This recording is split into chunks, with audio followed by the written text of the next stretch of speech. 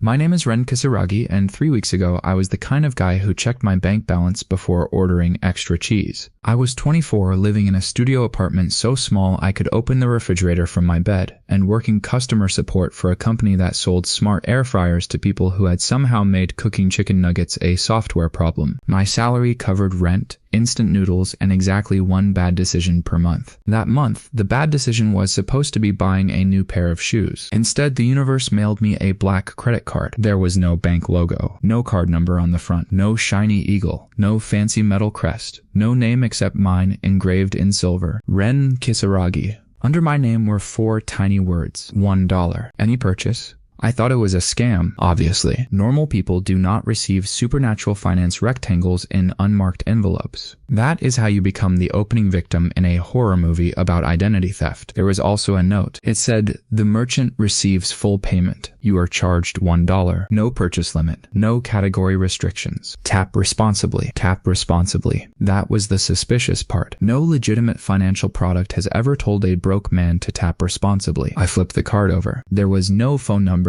no website, and no customer service line. Just a magnetic stripe, a chip, and a tiny silver symbol that looked like the number 1 inside a circle. I should have cut it up. Instead, I put on sweatpants and walked downstairs to the coffee shop. Because if I was going to get my identity stolen, I at least wanted caffeine first. The cheapest thing on the menu was a small black coffee for $3.80. I ordered it, pulled out the weird card, and held it over the reader. Beep. Approved. My phone buzzed. I opened my banking app. $1 charge. I stared at the screen. The barista stared at me. Then I checked the receipt. $3.80 paid in full. I checked my app again. $1. I whispered, "No way." Then I bought a muffin for $6. $1. I bought a sandwich for $12. $1. I bought a $28 bag of imported coffee beans that tasted like burnt tree regret. $1. At that point, my financial planning had become a raccoon with Apple Pay and no adult supervision. I went back to my apartment and sat on the floor because I did not own a real chair. For the next hour, I stared at the card like it was going to grow teeth. Maybe there was a delayed charge. Maybe it showed $1 temporarily and the real amount would hit later. Maybe I would wake up tomorrow owing Visa $9 million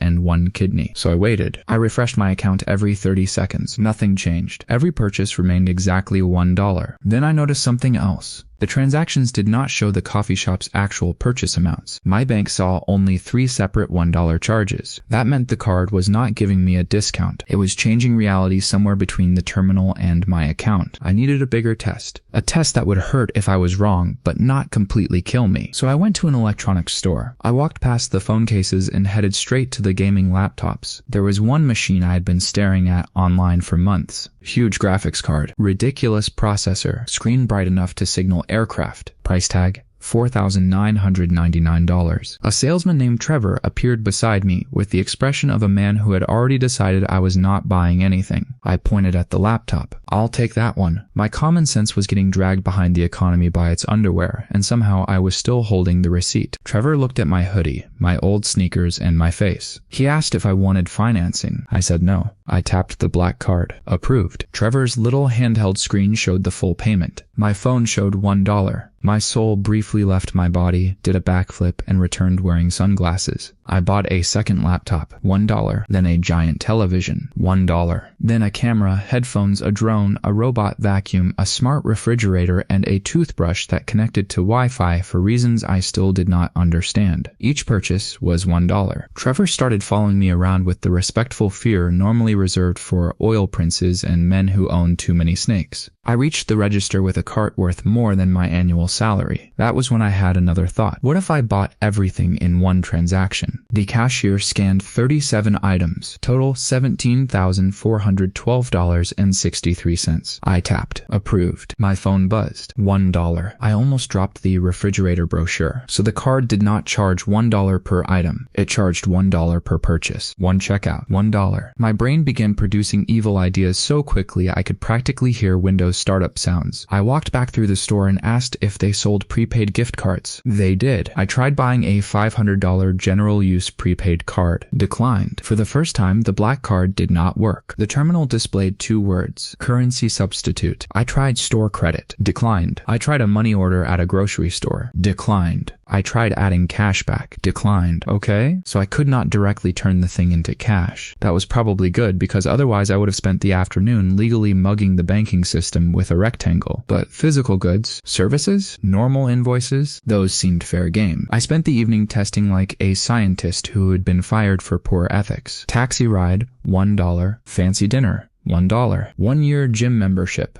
$1. Hotel room, $1. A ridiculous massage chair, $1. A custom-tailored suit, $1. A dentist appointment, $1. I even paid my overdue electricity bill through an online card portal. $1. That one hit differently. I stared at the confirmation page for a full minute. I had spent years getting kicked in the nuts by bills, and now electricity itself had apparently become a dollar menu item. The next morning I called in sick. Not because I was ill, because I had discovered a violation of modern economics and did not feel emotionally prepared to explain a broken air fryer to Kevin from Ohio. I needed rules. If I was going to use this thing without accidentally becoming the world's dumbest criminal, I had to understand it. Rule 1, the merchant always got full payment. Rule 2, I was charged exactly $1. Rule 3, cash and things acting directly like cash were blocked. Rule 4, the purchase had to be voluntary. I learned that after attempting to pay a parking ticket, the card declined and displayed penalty not purchase. Rule 5, there seemed to be no maximum amount. I did not know Rule 5 yet. I was about to learn it. There was a luxury watch store in the mall I had walked past 100 times. It had security guards, soft carpets, and lighting designed to make rich people look even richer. I went in wearing my new suit. A salesperson named Elena asked what I was looking for. I pointed at a Rolex in a glass case. The price was $42,000. My pulse doubled. The laptop test had been $5,000. This was 8 times bigger. If the black card suddenly decided to stop being magical,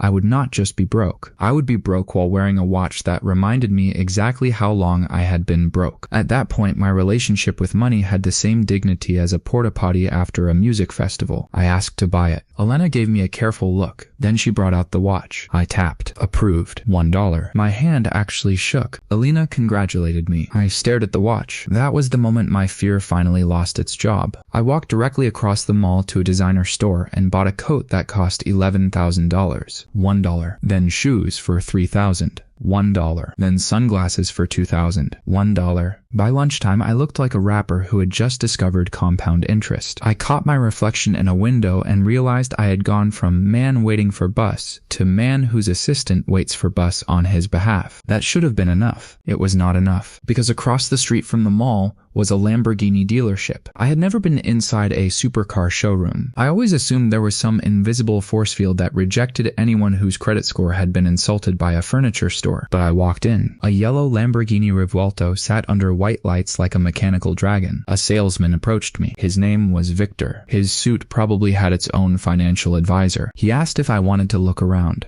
I asked the price of the yellow car. He said $680,000 with options. I nodded like that number did not make my ancestors nervous. Can I pay by card? I asked. Victor smiled politely and said they usually preferred wire transfers for amounts that large, but card payment was technically possible if authorized, with an additional processing fee. That phrase hit me like divine music. Technically possible. I told him to run it. Victor's smile disappeared. He asked if I was serious. I said yes. He brought over a manager. The manager brought over another manager. Then a woman from accounting appeared carrying a terminal like she was delivering a nuclear launch device. Total purchase price after taxes, fees, extended service, and a truly criminal amount of carbon fiber. $738,211. My old bank account balance was $914. I tapped the black card. For 2 seconds, nothing happened. Those 2 seconds were the longest period of my life. I started mentally planning an escape route through the bathroom. Then the terminal beeped. Approved. Victor's screen showed paid in full. My phone buzzed. $1. I had just bought a Lamborghini for the price of a convenience store banana. My legs almost stopped working. Victor asked if I wanted the keys. I said yes in a voice so calm I deserved an acting award. Then he asked about insurance. I froze, because owning a Lamborghini was one thing. Insuring a Lamborghini as a 24-year-old man with a driving history that included reversing into a mailbox was another. The quote was absurd, $38,000 per year. I asked if I could pay the annual premium by card. They said yes, $1. At that point, insurance had eaten my ass for years, and I had finally found the seasoning packet. I drove the car out of the dealership at 17 miles per hour because I was terrified of scratching my $1 Lamborghini. For the first 10 minutes, I followed every traffic law with the spiritual intensity of a monk. Then a guy in a modified sports car pulled beside me at a red light and revved his engine. I looked over, he looked at me. I looked at the Lamborghini logo on my steering wheel. Then I remembered I had paid $1 for this thing. I smiled. When the light turned green, I accelerated just enough to let the engine scream,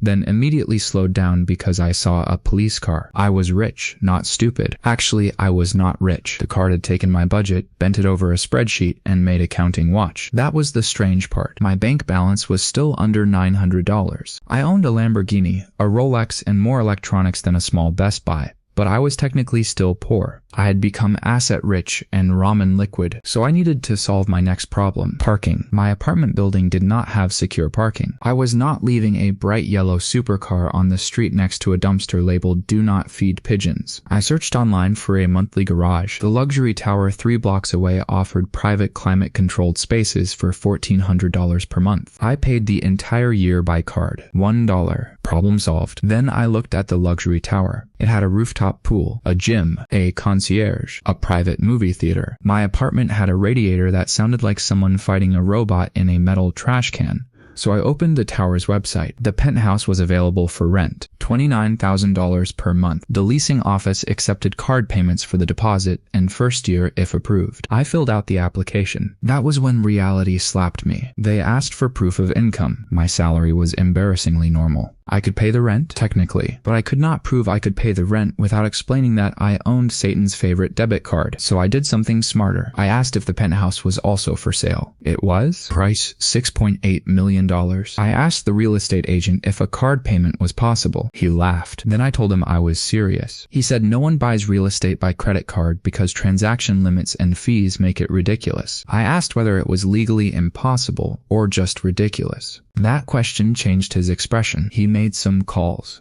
2 hours later, I was sitting in a conference room with an agent, an escrow officer, a lawyer, and a portable payment terminal. They had structured the closing through a title company that could accept a card-funded purchase after enhanced verification, mostly because everyone involved wanted to see if I was insane. The final amount was $6,940,000, including fees and prepaid costs. The escrow officer asked if I was sure. I said yes. I tapped. Approved. $1. Nobody spoke. I think the terminal itself needed therapy. The escrow officer checked her system. The funds had settled. The seller was paid. The title transferred. My bank account decreased by $1. I now owned a penthouse. I left the conference room holding a folder of documents and experienced a very specific kind of panic. The kind where you realize your couch is worth less than the toilet in your new guest bathroom. So I hired an interior design company. They gave me 3 package options. I chose the most expensive one because the black card had destroyed my ability to understand adjectives like premium, furniture, art, installation, electronics, custom lighting,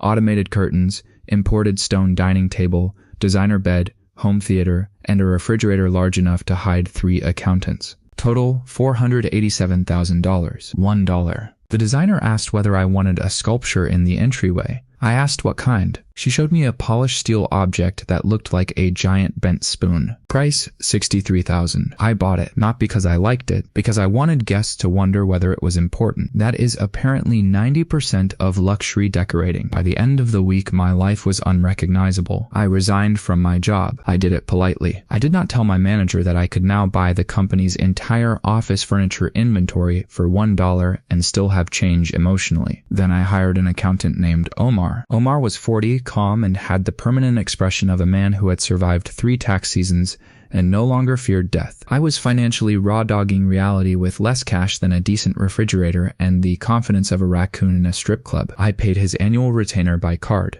$1. I also hired a lawyer named Mina Cho who specialized in high-net-worth clients. Her retainer was $50,000, $1. I did not explain the card immediately. I simply showed them the records. Omar looked at my bank statements. Then the receipts. Then the title documents for the penthouse. Then he removed his glasses and stared at the wall. Mina asked whether the funds were legitimate. I said the merchants had been paid, the transactions were approved, and the card issuer apparently did not exist. She told me that sentence was a legal migraine. For 2 days, they investigated everything they could. No chargebacks, no stolen accounts, no unpaid merchant balances. Every merchant had received full settlement through normal networks. The card itself seemed impossible to trace beyond a private processing entity called One Financial Clearing. Omar searched corporate records. Nothing useful. Mina searched regulatory databases. Nothing useful. The company appeared to exist only when a transaction needed to be paid. Then it vanished like my motivation during mandatory workplace training. Mina asked me the obvious question. What are you planning to buy? I looked out my penthouse window at the city. I should have said nothing. I should have said I would be careful. Instead, I said, I want to find the limit. That was how my life became completely stupid. Omar did not approve of my plan. Mina approved even less, which was exactly why I kept both of them around. If I had surrounded myself with people who said yes to everything, I would have purchased a volcano by Tuesday. Omar built a spreadsheet. The spreadsheet had categories like verified transactions, asset maintenance, tax exposure, and things Ren absolutely should not buy just because he can. That last category was highlighted in red. It contained 43 items after one afternoon. I had contributed 39. The first serious question was whether the card could handle purchases above $10 million. The second question was what object could possibly justify testing that without creating a nightmare. Then I saw a yacht video. It appeared while I was watching a review of my Lamborghini, because the internet had already decided I was emotionally vulnerable to expensive machinery. The video showed a white Megayacht cutting through blue water. It had a helipad, glass elevators, an infinity pool, 2 hot tubs, a cinema, a gym, a sauna, and a garage inside the yacht for smaller boats. A boat with a garage for other boats. That is the exact moment civilization went too far and I decided to participate. I sent the listing to Mina. She replied with one word, no. I sent it to Omar. He called me immediately. I declined the call. Then I contacted the broker. The yacht was called Serafina. It was 105 meters long and listed for $185 million.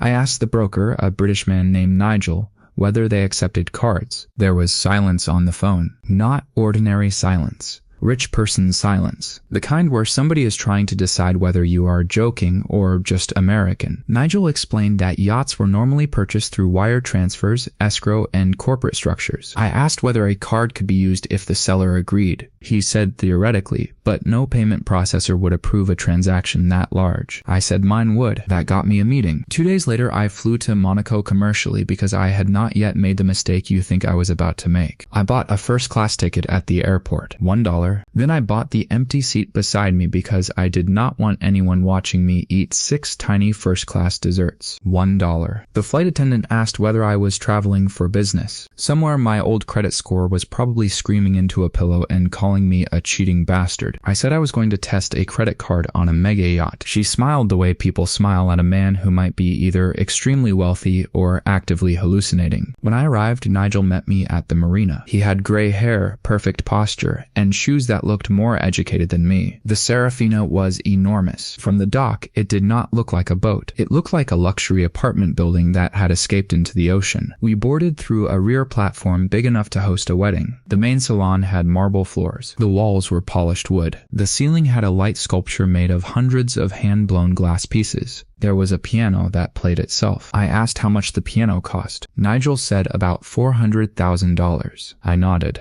At that point, my sense of money had been thrown into a dumpster behind a casino. We toured 6 decks. There were 12 guest suites, a private owner's deck, a massage room, a beauty salon, a wine cellar, and an underwater viewing lounge. The engine room was cleaner than my old apartment. The yacht carried jet skis, diving gear, sea scooters, and a submarine for 3 people. A submarine? Inside the yacht. I stood beside it for 10 seconds thinking about every schoolteacher who had told me to make responsible choices. Then Nigel showed me the helipad. There was no helicopter included. I said that seemed rude. Nigel laughed politely. I was not joking. We sat in the main lounge with the seller's representative, a payment specialist, Mina, Omar, and 2 lawyers who had been added because apparently my purchasing behavior caused lawyers to reproduce. The seller had agreed to a card transaction if funds could be fully verified before title transfer. The processor had built a special one-time terminal request. The final price after taxes, registration arrangements, broker fees, equipment inventory, and enough paperwork to kill a rainforest was $192,400,000. Omar leaned toward me. He whispered that this was insane. I whispered back that we had flown all this way. He said that was not a financial argument. He was correct. I tapped the card. The terminal displayed processing. 5 seconds. 10 seconds. 20 seconds. The room stopped breathing. Then the screen changed. Approved. My phone buzzed. $1. Nigel checked the settlement system. His eyebrows rose. The seller had received the full amount. $192,400,000 had moved somewhere. My account had lost the same amount I once paid for a gas station hot dog. I was now the owner of a Megayacht. I looked around the lounge. Nobody knew what to say. So I asked if the minibar was included. Nigel said yes. That was when Omar put his face in his hands. This card had just violated capitalism so hard the invisible hand of the market probably needed a cigarette and an ice pack. Ownership transferred by the end of the day. The crew lined up to greet me. Captain Adrian Bell was a serious man with 20 years of experience and the exhausted eyes of someone who had already heard about his new owner. He asked whether I wanted to rename the yacht. I absolutely did. I renamed it $1 more. Mina objected. She said it was basically advertising that something weird was happening, so I changed it to impulse purchase. She said that was somehow worse. I kept it. Then I learned the first rule of owning giant things. Buying them is not the same as operating them. The yacht costs millions per year in crew salaries, maintenance, fuel, marina fees, insurance, provisioning, inspections, and repairs. Normal billionaires accepted that. I had a better plan. Could I pay all those costs by card? Crew payroll itself did not process like a retail card payment. But Captain Bell worked through a yacht management company. This was the kind of shit that could make an accountant open an incognito window for Excel. The management company could invoice annual crew services as a package. I paid the year in advance. $1. Insurance premium for the year. $1. Marina contract. $1. Maintenance package. $1. Fuel account deposit was rejected because it functioned too much like stored value. So instead I ordered an actual delivery of 400,000 liters of marine diesel. $1. Captain Bell stared at the receipt. Then he looked at me. I could see the exact moment he decided not to ask questions as long as his salary kept arriving. I also bought enough food to provision the yacht for 6 months. The chef asked what I liked to eat. I said spicy noodles. He thought I was joking. The next evening, a French-trained private chef served me a bowl of noodles with lobster, truffle, and gold leaf. It probably cost $300. I ate it in sweatpants while watching cartoons in a cinema with $20,000 of acoustic panels. That was the first moment I truly understood wealth. Wealth is not wearing a tuxedo on a yacht. Wealth is eating noodles like a divorced goblin while the yacht has its own zip code. The next problem appeared when I decided to take the yacht out. Captain Bell informed me that the helicopter pad was certified, but using it would require a helicopter and trained pilot. I remembered Nigel's offensive omission, so I searched for helicopters. Mina saw my browser tabs and asked whether we could have one normal day. I told her this was normal now. I bought an Airbus ACH 160 through a luxury aviation broker. Price after customization, $22 million.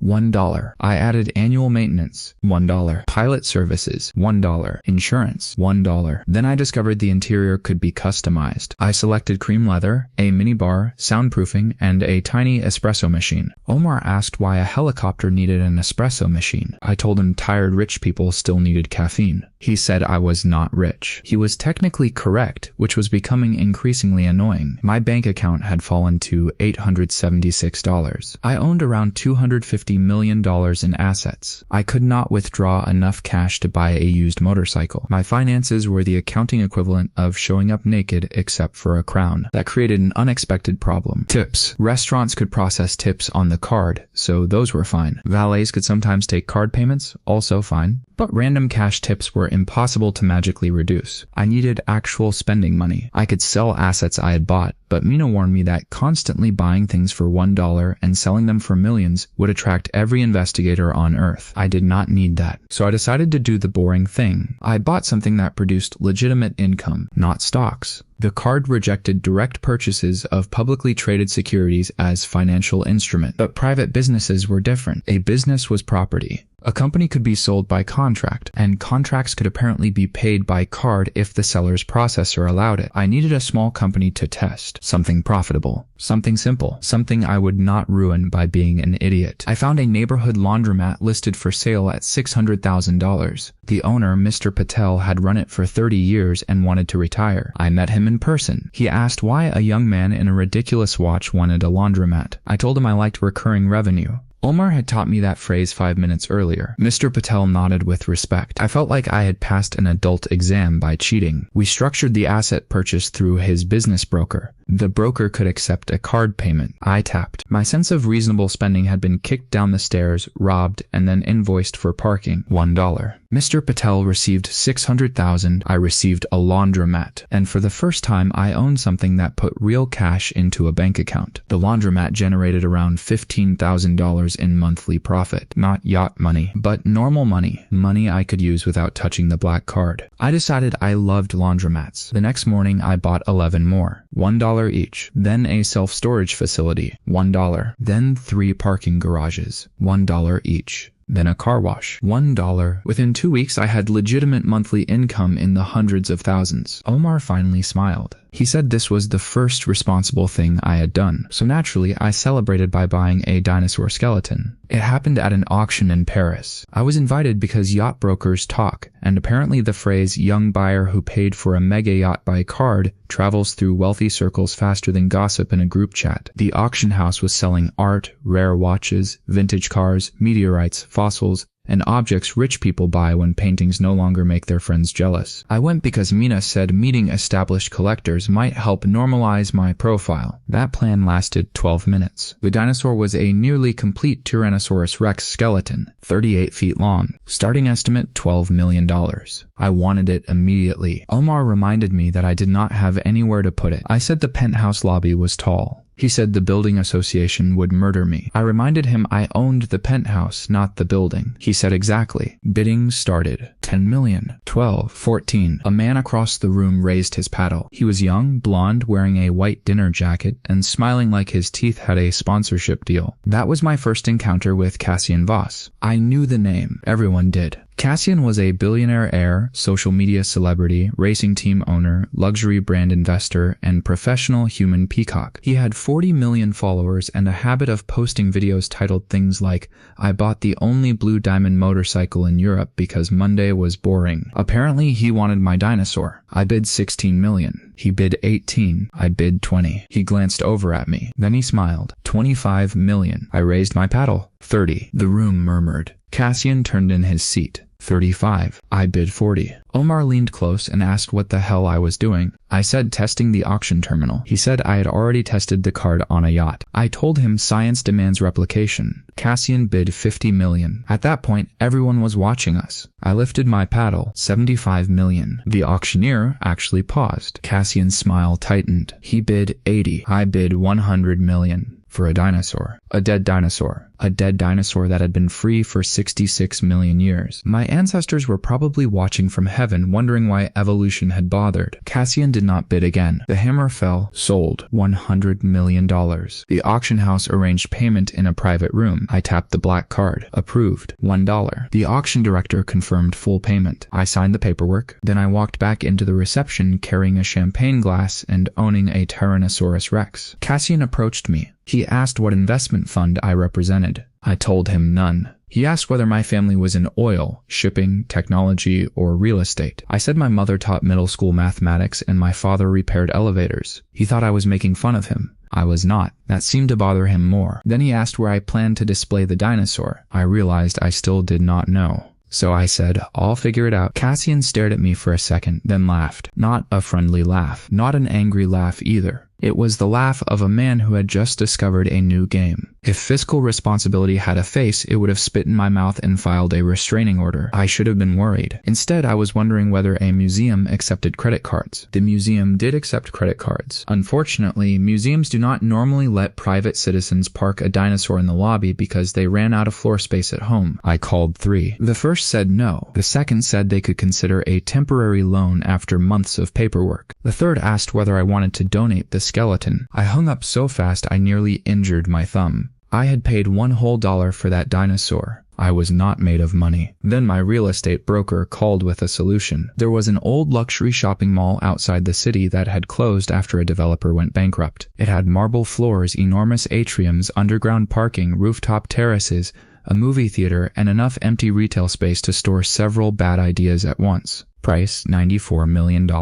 I toured it that afternoon. The main atrium had a 4-story glass ceiling. I stood in the center, looked up, and imagined a Tyrannosaurus Rex beneath it. Perfect. Mina asked what I intended to do with the remaining 800,000 square feet. I told her I would think of something. She rubbed her temples. That gesture was becoming part of her salary package. The seller had a payment portal because the property was held through a commercial development company. We signed the purchase contract. I tapped the black card. $1. The next week, my dinosaur stood in the center of my new mall. I named him Kevin. No reason. Kevin just looked like a Kevin. Then the empty mall started bothering me. A giant building with one dinosaur felt less like wealth and more like the world's most expensive school science project. So I began filling it. I bought a collection of classic arcade machines. $1. A full-size Formula One simulator. $1. A bowling alley installation. $1. A private indoor go-kart track. $1. A sushi conveyor system that wrapped around the food court. $1. A basketball court with motorized seats.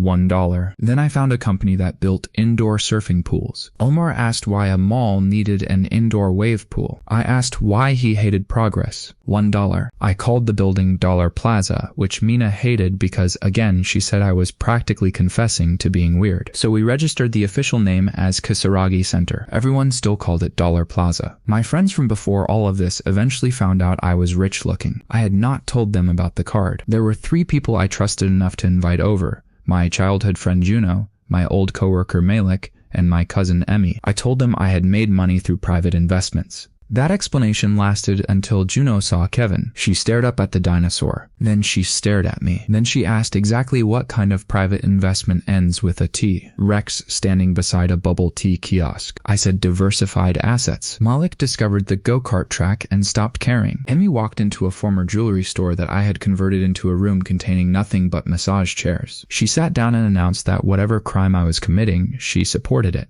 I told them the truth. Not every detail. Just enough. I showed them the black card. I bought 4 pizzas through an app. Total $112. My account charge $1. Then I ordered a $20,000 commercial slushy machine for the food court. $1. Juno stopped laughing. Malik asked whether I could buy a country. Mina, who was standing nearby, shouted no before I could answer. I had never seen a lawyer move that fast. I promised not to buy a country. At least not accidentally. I had reached the financial stage where price tags were basically decorative nipples on capitalism. Juno asked the smarter question. Where did the merchant's money come from? I still had no answer. Every seller got paid. The money never came from my account. It never appeared as debt. No statement showed a balance beyond the $1 charges. My credit report did not even list the account. One financial clearing was invisible. The card was basically a financial ghost with tap to pay. Malik asked if it worked on online purchases without entering a card number. It did. Whenever I selected the black card through my phone wallet, the payment processed normally. Emmy asked if I could buy something from an auction site. I said probably. She immediately found a listing for a 7-foot fiberglass statue of a muscular duck wearing a cowboy hat. Price $8,000. I told her absolutely not. She said I had bought a dinosaur for $100 million. That was unfair logic. I bought the duck. $1. We placed it outside my office in Dollar Plaza. By midnight, we had also bought a cotton candy machine, a vintage jukebox, a full medieval suit of armor, 12 beanbag chairs, a Japanese toilet with more controls than my Lamborghini,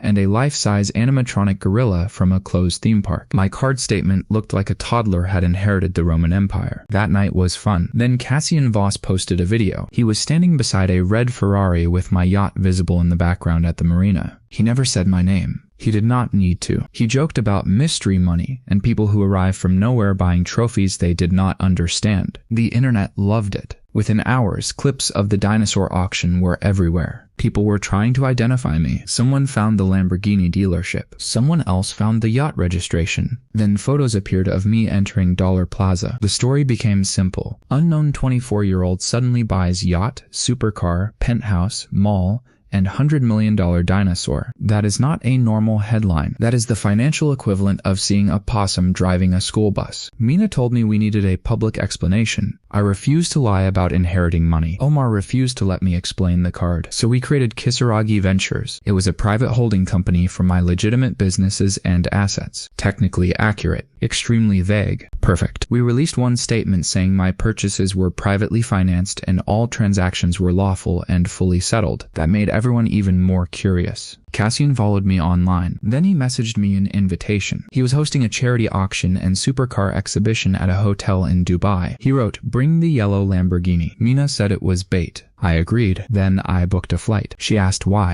Because if someone puts bait in front of me and labels it clearly, apparently I become spiritually obligated to eat the hook. This time, I did not fly commercial. I decided a man with a megayacht and helicopter should probably stop waiting in airport security while carrying a belt, a watch, and emotional damage. I contacted a private aviation company to charter a jet. A Gulfstream G700 was available. The round trip cost $180,000. $1. The flight was ridiculous. There was a bedroom, a shower, a dining table, a television larger than the one I used to own. The cabin crew served steak at 45,000 feet while I played a handheld game under a blanket. Halfway to Dubai, I realized chartering was stupid, not because it was expensive, because I would have to book again next time. I opened an aircraft marketplace on my tablet. Mina saw the screen from across the cabin. She said, "Ren." I said, "I'm only looking." 20 minutes later, I bought a Gulfstream. Not the one we were on, a different one. New, customized, pearl gray exterior, private bedroom, conference area, and enough range to cross oceans. My bank balance looked broke, my property list looked drunk, and my decision-making looked like it had been conceived behind a nightclub dumpster. Price $81 million. The broker emailed a secure payment link. $1. Mina stared at me. I told her technically I had saved money on future charters. She asked whether I understood that normal people did not save $180,000 by spending $81 million. I showed her the $1 charge. She stopped talking. The card had made accounting feel like black magic performed by a shitposting wizard. Dubai was exactly the wrong environment for my self-control. Everything looked expensive on purpose. The hotel had a lobby fountain bigger than my old apartment building. The valet area looked like a supercar mating ritual. Lamborghinis, Ferraris, McLarens, Bugattis, Rolls-Royces. Cassian's event occupied an entire ballroom. He greeted me as if we were old friends. Cameras were everywhere. He introduced me to investors, athletes, celebrities, and people whose job descriptions seemed to be owns things. I kept my answers vague. Then he showed me the auction lineup, rare watches, jewelry, cars, art, a prototype electric hypercar, a 24-karat gold chess set, a bottle of perfume in a diamond-covered container that cost more than a hospital wing. I was doing fine until Cassian pointed at the final lot, a one-of-one Bugatti built for a collector who had backed out. The car was deep blue with exposed carbon fiber and silver trim. Starting price, $19 million. Cassian smiled. He said he was planning to buy it. I understood the game. He wanted another bidding war. He wanted to see where my money stopped. The problem was that my money stopped at $800-something. My card did not. The auction began. I behaved. I bought nothing. Cassian bought a watch for $3 million and glanced at me. I smiled. He bought the gold chess set. I smiled. He bought a painting that looked like someone had sneezed into a box of crayons. I smiled. Then the Bugatti came up. Cassian bid $20 million immediately. Someone else bid $21. Cassian went to $25. I lifted my paddle. $30 million. The ballroom woke up. Cassian looked delighted. $35. I went to $40. He went $45. I went $50. The other bidders gave up. Cassian went $60. I went $75. He laughed and bid $90. At that point, the car was worth maybe a quarter of the bidding price. Nobody cared. This was not an auction anymore. It was two idiots sword fighting with numbers. Cassian bid $100 million. I raised my paddle. $200 million. The room erupted. Even the auctioneer looked offended by mathematics. Cassian stopped smiling. He looked at me for a long time. Then he slowly raised his paddle. $210 million. I almost bid $300. Then I had a better idea. I lowered my paddle. The hammer fell. Sold to Cassian for $210 million. His victory smile returned. I applauded. He had just paid 10 times the car's likely value because I had annoyed him. That was funnier than winning. During the reception, he came over and thanked me for making it interesting. I congratulated him on the car. Then I asked if he knew the hotel was for sale. He stopped. I had learned that morning that the entire luxury property was owned by a private hospitality fund currently looking for a buyer. I had no intention of buying it when I first heard. Then Cassian made me sit through a $200 million peacock contest. Now I was inspired. I met the fund representatives upstairs. The hotel, attached residences, restaurants, conference center, and management rights were valued at $1.4 billion. The owners did not accept retail card payments. Of course they did not. But their acquisition council had a corporate payment system capable of receiving card-funded escrow deposits and settlement transactions through a commercial merchant facility. Mina spent 6 hours structuring the deal. I spent those 6 hours eating room service fries and watching Cassian's auction clips go viral. The whole situation had the clean moral geometry of a raccoon stealing condoms from a pharmacy at 3 in the morning. Just after midnight, the purchase documents were ready. Total transaction value, $1,430,000,000. The largest purchase I had ever attempted. My hands finally started sweating again. The yacht had been under $200 million. The hotel was more than 7 times that. There had to be a limit somewhere. The payment terminal sat on a conference table. 10 lawyers watched. 3 accountants watched. 2 bankers watched remotely. Mina watched me like she was prepared to strangle me with the charging cable. I tapped the black card. The screen went blank. My stomach dropped. Then a silver number appeared. 1. For the first time, the terminal displayed the same symbol printed on the back of my card. The number stayed there for 3 seconds. Then the terminal flashed. Approved. My phone buzzed. $1. The $1.4 billion settlement cleared. I had just purchased the hotel. At breakfast, Cassian walked into the restaurant wearing sunglasses indoors. The general manager came to my table and asked whether I approved the new owner's welcome reception for that evening. Cassian slowly removed his sunglasses. I buttered my toast. He asked what the manager meant by new owner. I told him I bought the hotel. He stared at me. I stared back. Then I asked whether he enjoyed his stay. The look on his face was worth at least $2. Cassian thought I was joking. That was understandable. Most people do not buy the building around someone during breakfast. The general manager handed me a leather folder containing ownership documents, operational reports, and a schedule for the welcome reception. Cassian leaned over to read the first page. His face changed. The hotel really belonged to my holding company. He asked when I had bought it. I told him sometime between midnight and the fries. He asked why. I looked around the restaurant. The view was great, the orange juice was excellent, and the pillows upstairs had been surprisingly firm. So I said, "Good breakfast." He laughed so hard he nearly dropped his coffee. That was the moment I realized Cassian was not actually angry. Competitive, yes. Annoying, absolutely. But not evil. He was simply a man who had spent his whole life being the craziest rich person in every room, and I had appeared out of nowhere wearing the financial equivalent of cheat codes. He loved it, which was dangerous, because Cassian had ideas. His first idea was a spending challenge. We had to walk through a luxury shopping district for 1 hour and buy the most ridiculous legal object we could find. No cars, no watches, no jewelry. The loser had to wear a chicken costume to his next public event. I agreed before Mina could physically stop me. Cassian immediately bought a 12-foot hand-carved marble fountain shaped like 3 lions fighting an octopus. Price, $400,000. I found a store selling custom grand pianos and ordered one made with transparent acrylic, gold-plated hardware, and keys inlaid with mother of pearl. Price, $800,000. $1. Cassian bought a dining table made from a single ancient tree trunk for $1.2 million. I found a luxury sleep company and purchased a custom mattress containing horsehair, silk, cashmere, and enough nonsense to make insomnia feel prestigious. Price, $500,000. Cassian laughed because my mattress cost less than his table. Then I asked the mattress company if they sold the building. They did not, so I lost that round spiritually. We kept going. He bought a giant crystal chandelier from an Italian showroom. I bought an entire commercial aquarium installation from a marine design company, not a fish tank. An aquarium wall 30 meters long with artificial reef structures, filtration equipment, temperature controls, and an optional acrylic tunnel. Total, $6.3 million. $1. Cassian said that counted as construction equipment, not an object. I was not beating the system anymore. I was pantsing it in public and asking why everyone looked uncomfortable. I said the octopus fountain had 3 lions and therefore violated natural law, so he had no standing. We needed a judge. A crowd had formed by then because people recognized Cassian. We let a 12-year-old tourist decide. He chose the aquarium because, in his words, sharks are cooler.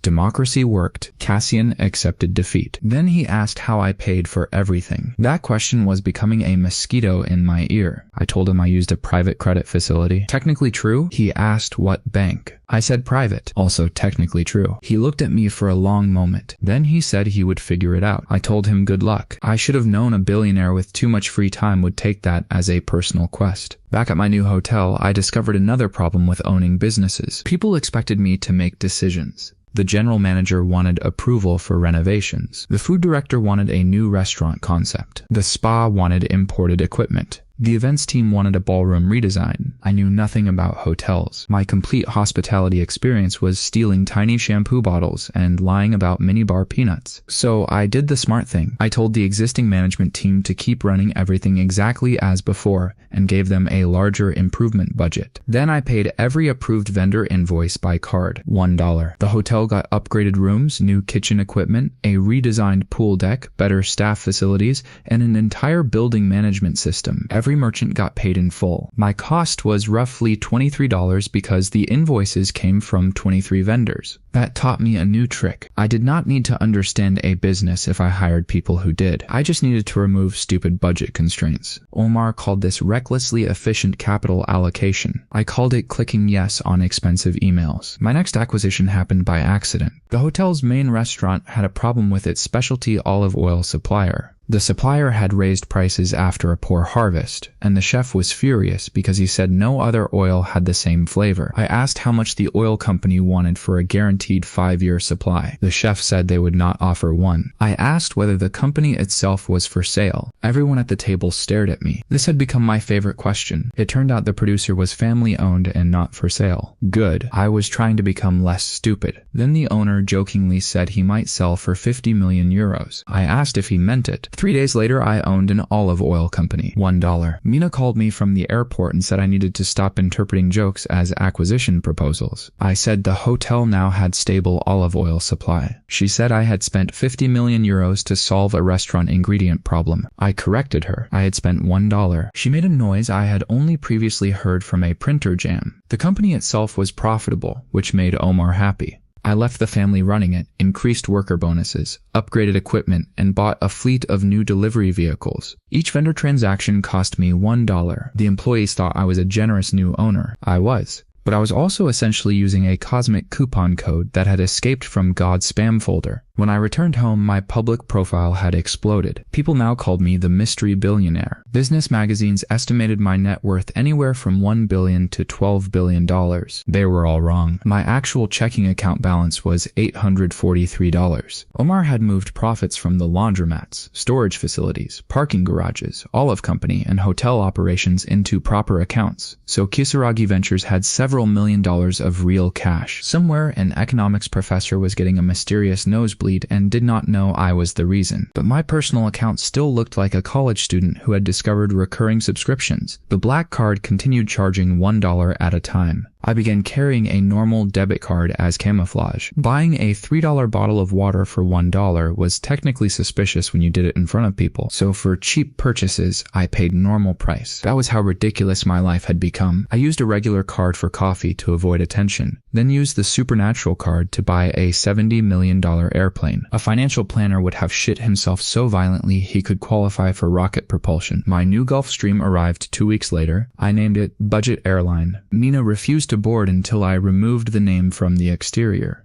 I compromised by keeping it inside the cabin on a small plaque. Then Cassian invited me to a private racetrack. I knew this was another trap. I went anyway. He had gathered 6 hypercars, professional instructors, camera crews, and 20 wealthy friends who all looked genetically incapable of standing in a normal airport line. The event was supposed to be a friendly track day. Cassian's Bugatti from the auction sat near the pit lane. $210 million of spite. He had actually paid for it. I respected that. He asked what I brought. I had my Lamborghini. He laughed. Then a truck arrived behind me carrying a McLaren Solus GT I had purchased that morning. Price $4 million. $1. Cassian stopped laughing. I had never driven a track-only hypercar. This became obvious 20 seconds after I entered the first corner too slowly, panicked, accelerated too aggressively, and spun into the runoff area. I did not crash, but I did rotate approximately 180 degrees while making a sound no adult man should produce. The instructor calmly asked if I wanted to try again. I said yes. For the rest of the morning, he taught me properly. Braking points, throttle control, corner entry, vision. By lunch, I was still slower than Cassian, but I was no longer a mobile insurance claim. Cassian beat my lap time by 11 seconds and celebrated like he had won a world championship. I congratulated him. Then I asked who owned the racetrack. He immediately stop celebrating. The track was owned by a private motorsport company. Cassian told me I could not buy it. I asked why. He said because he was already trying. That made it interesting. The owner was an older former racing driver named Arturo Vega. He had no desire to sell to either of us because, as he put it, we both had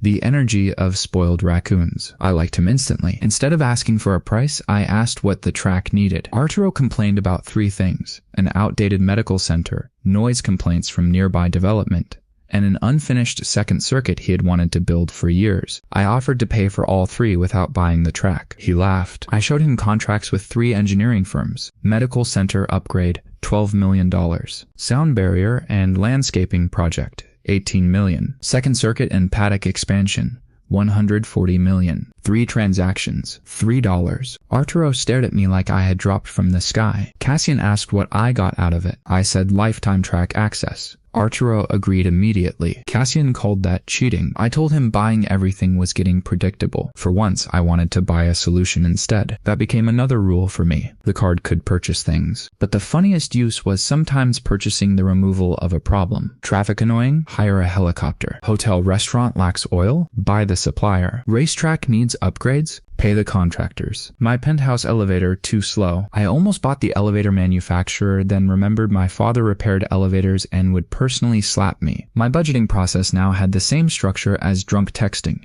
Tap first. Regret maybe never.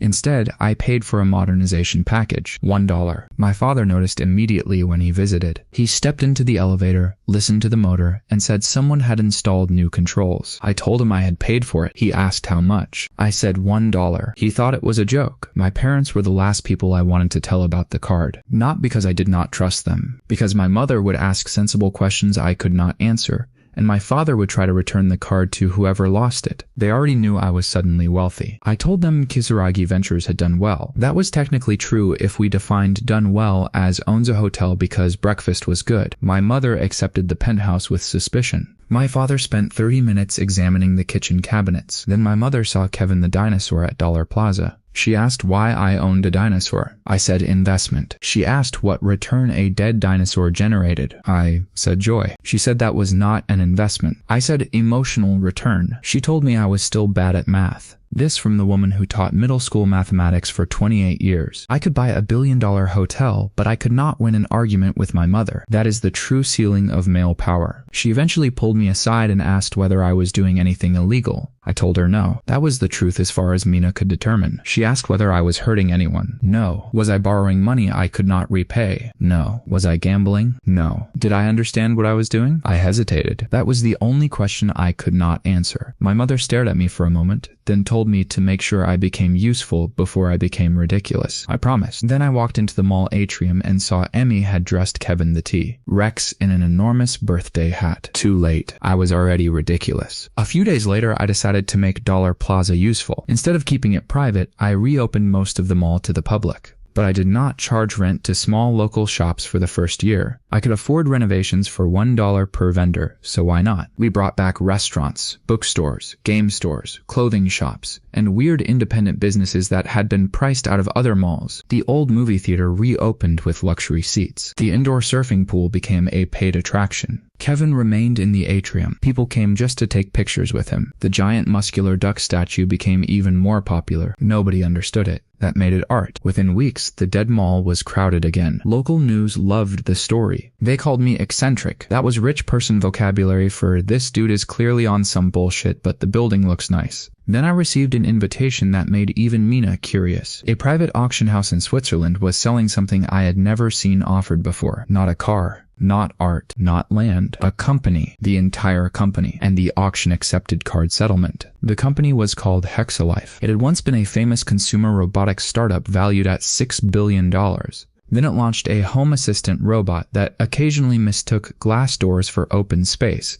and attempted to continue through them with the confidence of a drunk uncle. Sales collapsed. Investors fled. The founder was tired. Now the controlling shareholders were selling the whole company through a private auction.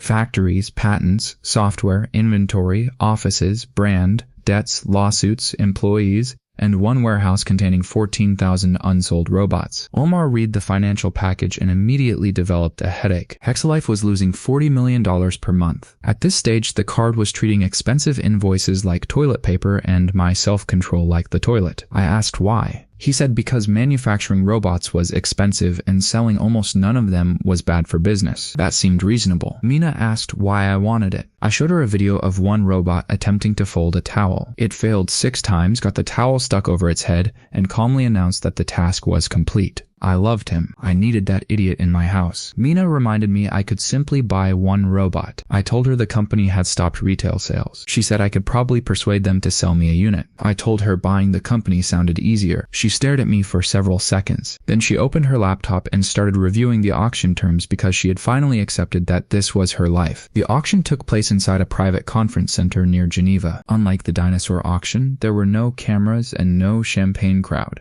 Only investment funds, technology companies, restructuring specialists, and one idiot who wanted a towel robot. Bids started at $800 million.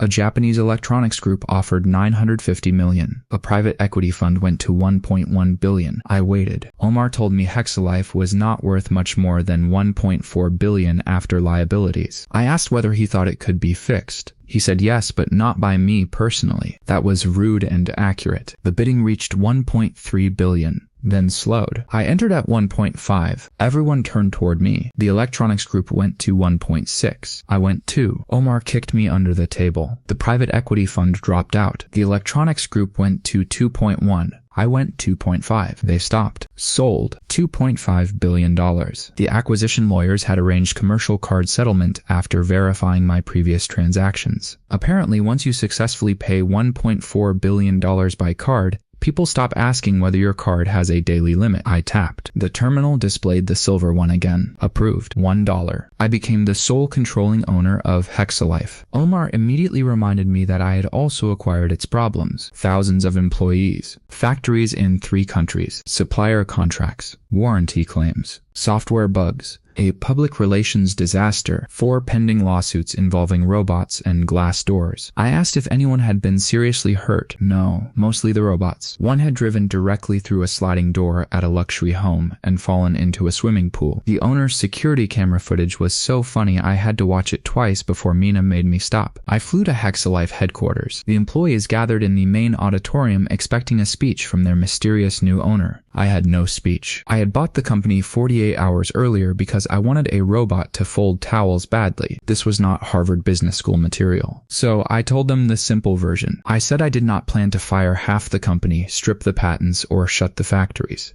I wanted them to fix the product. I wanted the robots to be useful, funny, affordable, and incapable of body-slamming patio doors. Then I announced that we would replace the pressure to ship immediately with a 6-month engineering sprint. No rushed launch, no fake deadlines, no pretending a robot was ready because a quarterly earnings call existed. The chief engineer almost cried. Then the finance director explained that 6 more months would cost around $250 million.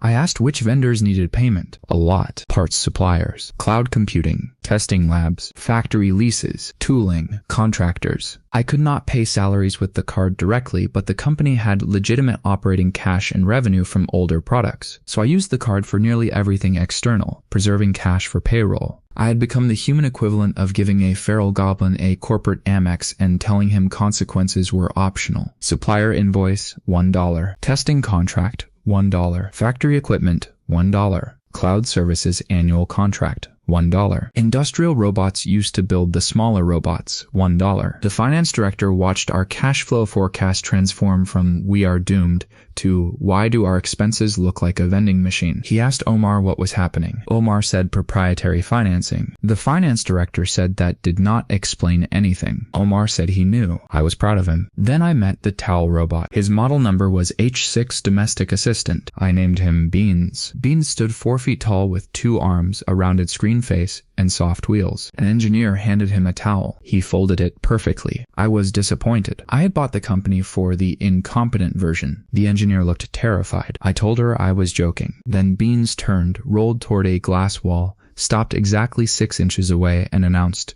Obstacle detected. The engineering team applauded. I applauded too. A $6 billion startup had nearly died because its robot could not understand Windows. Technology is just humanity spending billions to teach metal not to eat shit in obvious places. Hexalife gave me a new kind of attention. Buying yachts made me look rich. Buying a technology company made people think I had a strategy. That was dangerous because now business reporters started asking what my strategy was. I did not have one. So Omar created one retroactively. He described Kisaragi Ventures as a long-term investment platform focused on experience, infrastructure, consumer technology, and operational transformation. Those words sounded intelligent enough to hide the fact that our portfolio contained laundromats, olive oil, a dinosaur, a hotel, a dead mall, and 14,000 confused robots. Cassian sent me a message. Tech now? I replied with a photo of Beans holding a towel. He sent back a photo of himself wearing the chicken costume from our shopping challenge. I respected that he had actually done it. The next 6 months compressed into madness. Hexalife engineers rebuilt the robot software. We improved object recognition, navigation, balance, voice control, and safety. I insisted on one strange feature. If Beans became stuck, instead of silently failing, he had to say, "I have made a questionable decision." The engineers tried to remove it. I vetoed them. When the new robot launched, that line became viral. People loved it. Sales exploded. For the first time, one of my ridiculous purchases became genuinely successful because of something other than the card. Hexalife stopped losing money. Then it started making money. Omar told me the company could be worth $10 billion again if growth continued. I looked at the black card. I had paid $1. This thing was not just giving me cheap stuff. It was giving me leverage over reality. That made me more cautious for almost 3 days. Then Juno asked if we could rent a theme park for her birthday. I searched online. Private park rental packages existed, but the park she loved was huge and did not offer full closure except for corporate events. I called them. They quoted $2.8 million for an after-hours private event across most of the property. $1. We invited 500 friends, employees, local kids from community programs, and basically anyone connected to us who wanted to ride roller coasters without waiting in line. It was incredible. Then one major coaster broke down for the night. Juno joked that I should buy the park and fix it. Mina was standing beside us eating cotton candy. She slowly lowered the cotton candy. She said, "Do not." I laughed.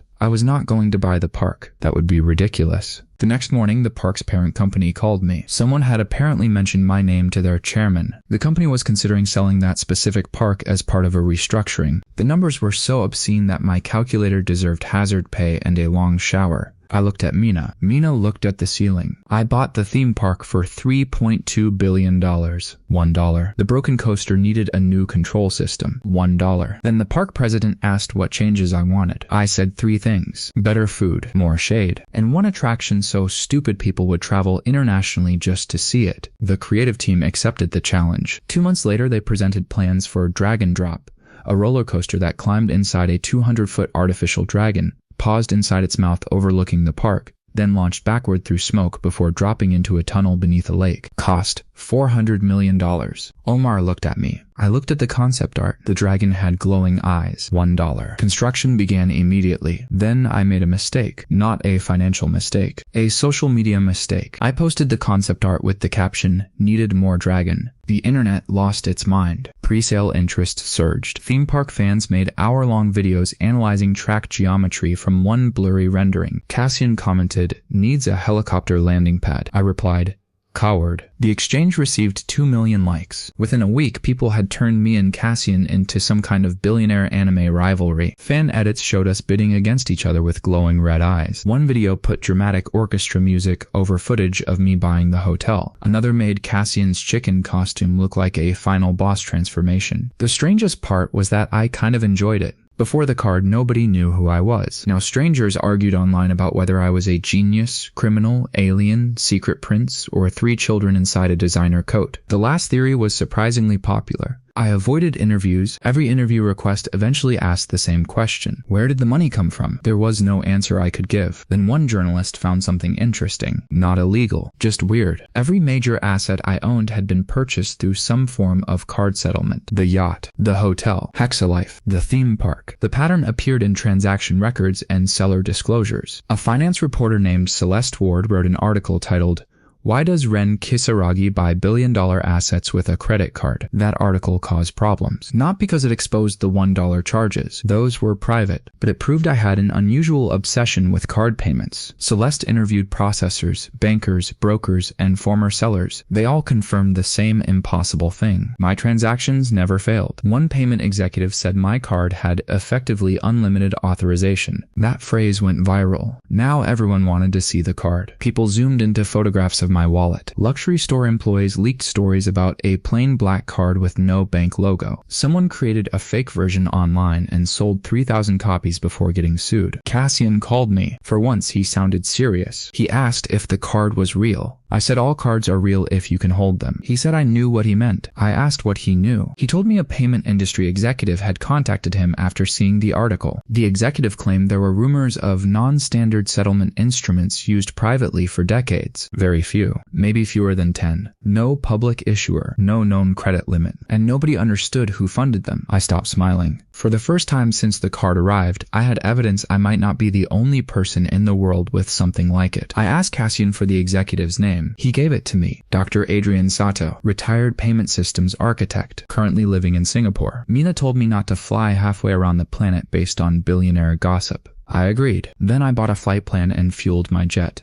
$2 total. She called me an asshole. I told her the shareholder agreement did not prohibit personality defects. My financial life looked like someone had snorted a spreadsheet and started making acquisitions during the ambulance ride. Singapore was hot enough to make my expensive shirt question its career choices. Dr. Adrian Sato lived in a quiet house filled with books, old computer hardware, and enough antique payment terminals to open the world's saddest electronics museum. He was 72, thin, and completely unimpressed by me. That was refreshing. Most people now reacted to my name before they reacted to my face. Dr. Sato invited Mina, Omar, and me inside, served tea, and asked to see the card. I placed it on the table. For the first time since I received it, someone looked at the black card without confusion. He looked annoyed. He said, "So they issued another one." Every hair on my arms stood up. I asked who they were. He said he did not know. I accused him of being dramatically useless. He ignored me and picked up the card with gloves. He examined the silver one symbol. Then he took out an old handheld reader from a drawer. The machine looked older than me. He inserted the card. The screen flashed random characters, then displayed a single line. Account class, singular. Sato nodded. Apparently that meant something. He explained that in the late 1990s he had worked on settlement infrastructure connecting banks across multiple markets. Once, during a system migration, his team had noticed impossible payment records. A merchant received full settlement. The cardholder was billed a symbolic amount. The difference did not appear as credit, debt, subsidy, insurance, or bank loss. The books balanced anyway. They assumed data corruption. Then they found older examples. One from the 1970s. One from the 1950s. Possibly one from before modern payment cards even existed, involving a private charge account that always billed the customer a single coin. I asked who had owned them. Sato said records were incomplete. Some were wealthy industrialists. One was an art collector. One was apparently a woman who bought hotels, ships, and a chain of bakeries, then disappeared from financial records in 1988. I asked whether any of them had gone bankrupt. He said no. Been arrested? No. Exploded? He looked at me. I said I was covering possibilities. He told me the cards were not supposed to exist according to any known financial system. They did not create money in the normal sense. They forced settlement. Once a legitimate voluntary purchase was accepted, the merchant side behaved as if full funds had arrived from a perfectly valid source. The cardholder side reduced the amount to a token charge, $1 in my case. Different historical cards use different token amounts. I asked about limits. Sato said he had never found one. I asked whether I could buy an entire public company. He said shares were normally classified as financial instruments, so probably not directly. But if I acquired the operating company through a negotiated asset sale or merger purchase where the consideration could be card settled, maybe. Mina made the mistake of saying, "Do not give him ideas." Sato looked at my purchase history. He realized that horse had already left the barn, bought the barn, and paid $1 for the county around it. I asked why I had received the card. He did not know. I asked what would happen if I lost it. He said previous reports suggested the cards would not work for anyone except the assigned holder. We tested that. Mina tried to buy a $1 bottle of water from a vending machine using my black card. Declined. The vending machine displayed card holder mismatch. I tried. Approved. My account charged $1, which meant I had paid exactly normal price for the first time using the card. I felt cheated. Sato laughed. Then he warned me about something I had not considered. The card could settle purchases. It did not erase ownership responsibility. Taxes, laws, regulations, licenses, employees, maintenance, and consequences remained real. I could practically hear common sense outside, pounding on the glass and yelling that I was a dumbass. If I bought an airline, I still needed pilots. If I bought a hospital, I still needed doctors. If I bought a nuclear reactor, I would probably be arrested before finding a card reader. I promised him I had no interest in nuclear reactors. Omar quietly closed a browser tab. I looked at him. He said it was research. Traitor. Sato also warned me not to assume every seller would accept a card just because I could pay. Ownership transactions required willing parties and legal structures. The black card was not mind control. That was obvious, but important. I could not point it at the Eiffel Tower and shout $1. France would simply tell me to piss off in a beautiful accent. Before we left, Sato showed me one old photograph. It was from 1986. A woman in a white suit stood beside a black helicopter. In one hand, she held a dark card. The image was grainy, but the symbol on the back looked familiar. A silver circle. Inside it, not the number 1, the number 0. I stared at it. Sato said that cardholders' recorded purchases were stranger than mine. No token charge at all. She apparently paid nothing. I asked what happened to her. He said nobody knew. Her name was Vivienne Roche. She vanished from public business life in 1988 after selling most of her companies. No confirmed death record. No recent photograph. Nothing. That should have made the story creepy. Instead, my first thought was that I had been out-discounted by a woman from the 80s. $0? That was bullshit. I had been walking around paying full supernatural retail. $1 entire every time. I felt like a coupon peasant. On the flight home, I could not stop thinking about the 0 card. Mina could. She slept for 7 hours. Omar built a model estimating how many dollars I had spent in supernatural transaction fees. 281. That was hilarious. My asset purchases totaled billions, and my direct card cost was less than a pair of designer shoes. Then the flight crew informed me that a thunderstorm had closed our destination airport temporarily. We diverted to another city and landed late at night. Because my schedule had been destroyed, I decided to visit one of Hexalife's distribution warehouses nearby. This was how I discovered the Great Robot Disaster. 4,000 new Beans units had been prepared for shipment. A software update had accidentally changed a navigation setting. The robots were supposed to return themselves to marked charging bays during final testing. Instead, they interpreted every yellow safety stripe on the warehouse floor as a charging destination. When I entered, hundreds of robots were parked in random lines facing walls, loading doors, forklifts, and one extremely confused vending machine. Every few seconds, one announced, "I have made a questionable decision." The warehouse sounded like a support group for tiny divorced men. I laughed until my stomach hurt. The engineers did not. Shipping deadline was the next morning. Fixing the software was easy. Updating 4,000 units manually was not. The warehouse network could push an update, but only after each robot connected through its maintenance mode. The usual process would take almost a full day. I asked whether there was equipment that could speed it up. The operations manager said yes. Hexalife had planned to buy automated programming carts next year, but the cost was too high. I asked how fast we could get them. There was a robotics integrator 2 hours away with 20 units in stock. I bought all 20, $1. But delivery would take 6 hours. I asked whether the integrator owned a helicopter. No, I did. My AH-160 was across the country on the yacht. Too far. So I called a heavy lift helicopter charter company. $1. 2 hours later, programming equipment descended into the warehouse yard beneath a helicopter, while 4,000 home robots waited inside like they had collectively forgotten why they entered a room. This card was doing unspeakable things to the concept of retail price, and retail price was not even getting dinner first. We updated all of them before sunrise. The shipment left on time. The operations manager said nobody would believe what had happened. I told him not to worry. Security footage leaked online by lunch. The video of hundreds of Beans units facing random walls while chanting, "I have made a questionable decision," became the biggest meme on the internet that week. Sales increased 17%. At this point, incompetence had become marketing. I started wondering whether I was actually managing companies or simply being carried by an invisible clown god. When I finally returned home, I discovered Cassian had sent me a present. It was a framed photograph of him in the chicken costume. Under it, he had written, Still richer than you. Technically, maybe. His net worth was estimated around $22 billion. My companies and assets were climbing towards something similar on paper, but much of that value was private and impossible to measure. Also, I still had a normal personal checking balance that could be defeated by a medium-sized refrigerator. I hung the chicken photo beside my desk. Then I sent him a photograph of Kevin the dinosaur wearing a tiny replica chicken costume around one leg. He called me immediately. We spent 15 minutes arguing about whether dinosaurs could legally lose bets. This was adult wealth, apparently. Then Cassian mentioned he was launching a new luxury cruise company. He had purchased 2 older cruise ships and planned to renovate them. I asked why. He said he wanted to build the world's most ridiculous party ship. I said that sounded financially irresponsible. He reminded me I owned a robot company because I liked a towel video. Fair. He invited me to tour one of the ships before renovation. The ship was enormous but outdated. Old carpets, tiny televisions, a casino that smelled like 20 years of poor decisions. Cassian showed me the plans. New suites, restaurants, pools, club, theater, and a rooftop racetrack for electric carts. I was impressed. Then we reached the top deck. There was a huge empty area where an old mini-golf course had been removed. I asked what he planned to put there. He said another pool. Boring. I suggested a giant transparent sphere filled with water where guests could walk through an underwater tunnel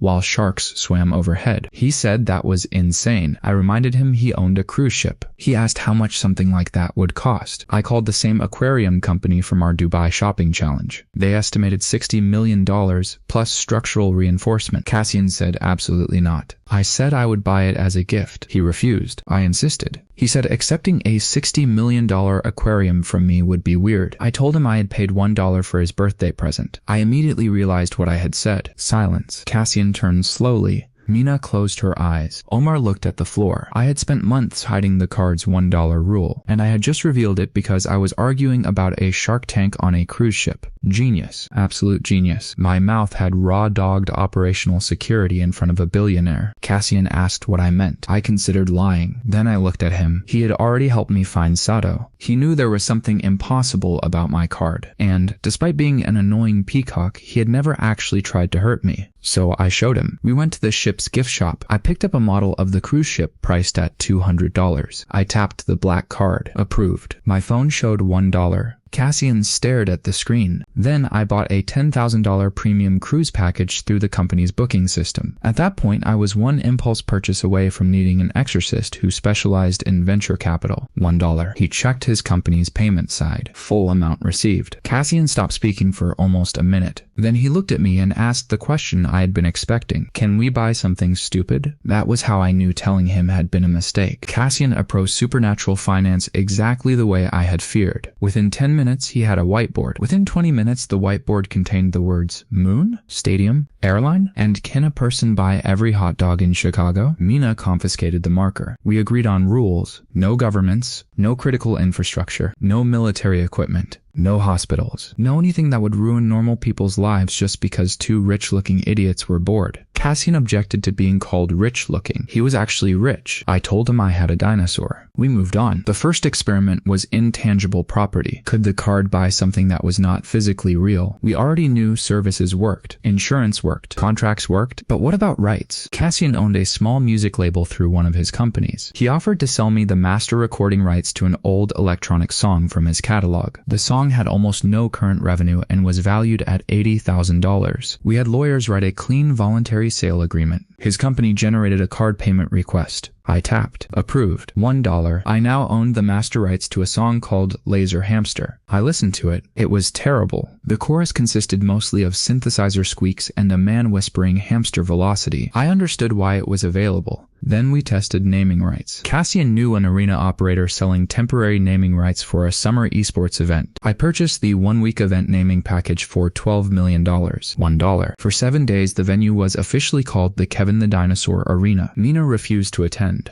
I bought a billboard across from her office displaying Kevin wearing sunglasses. $1. She threatened to quit. I raised her annual compensation package. $1 through her law firm. She stopped threatening to quit. Capitalism may be fake, but retention bonuses remain sacred. Next, Cassian wanted to test scale, not price, Quantity. Could I buy an absurd number of separate physical objects in a single transaction and still pay $1? Hexalife needed new employee laptops across global offices anyway, so I ordered 12,000 high-end laptops from a corporate supplier on one master invoice. Total, $31 million.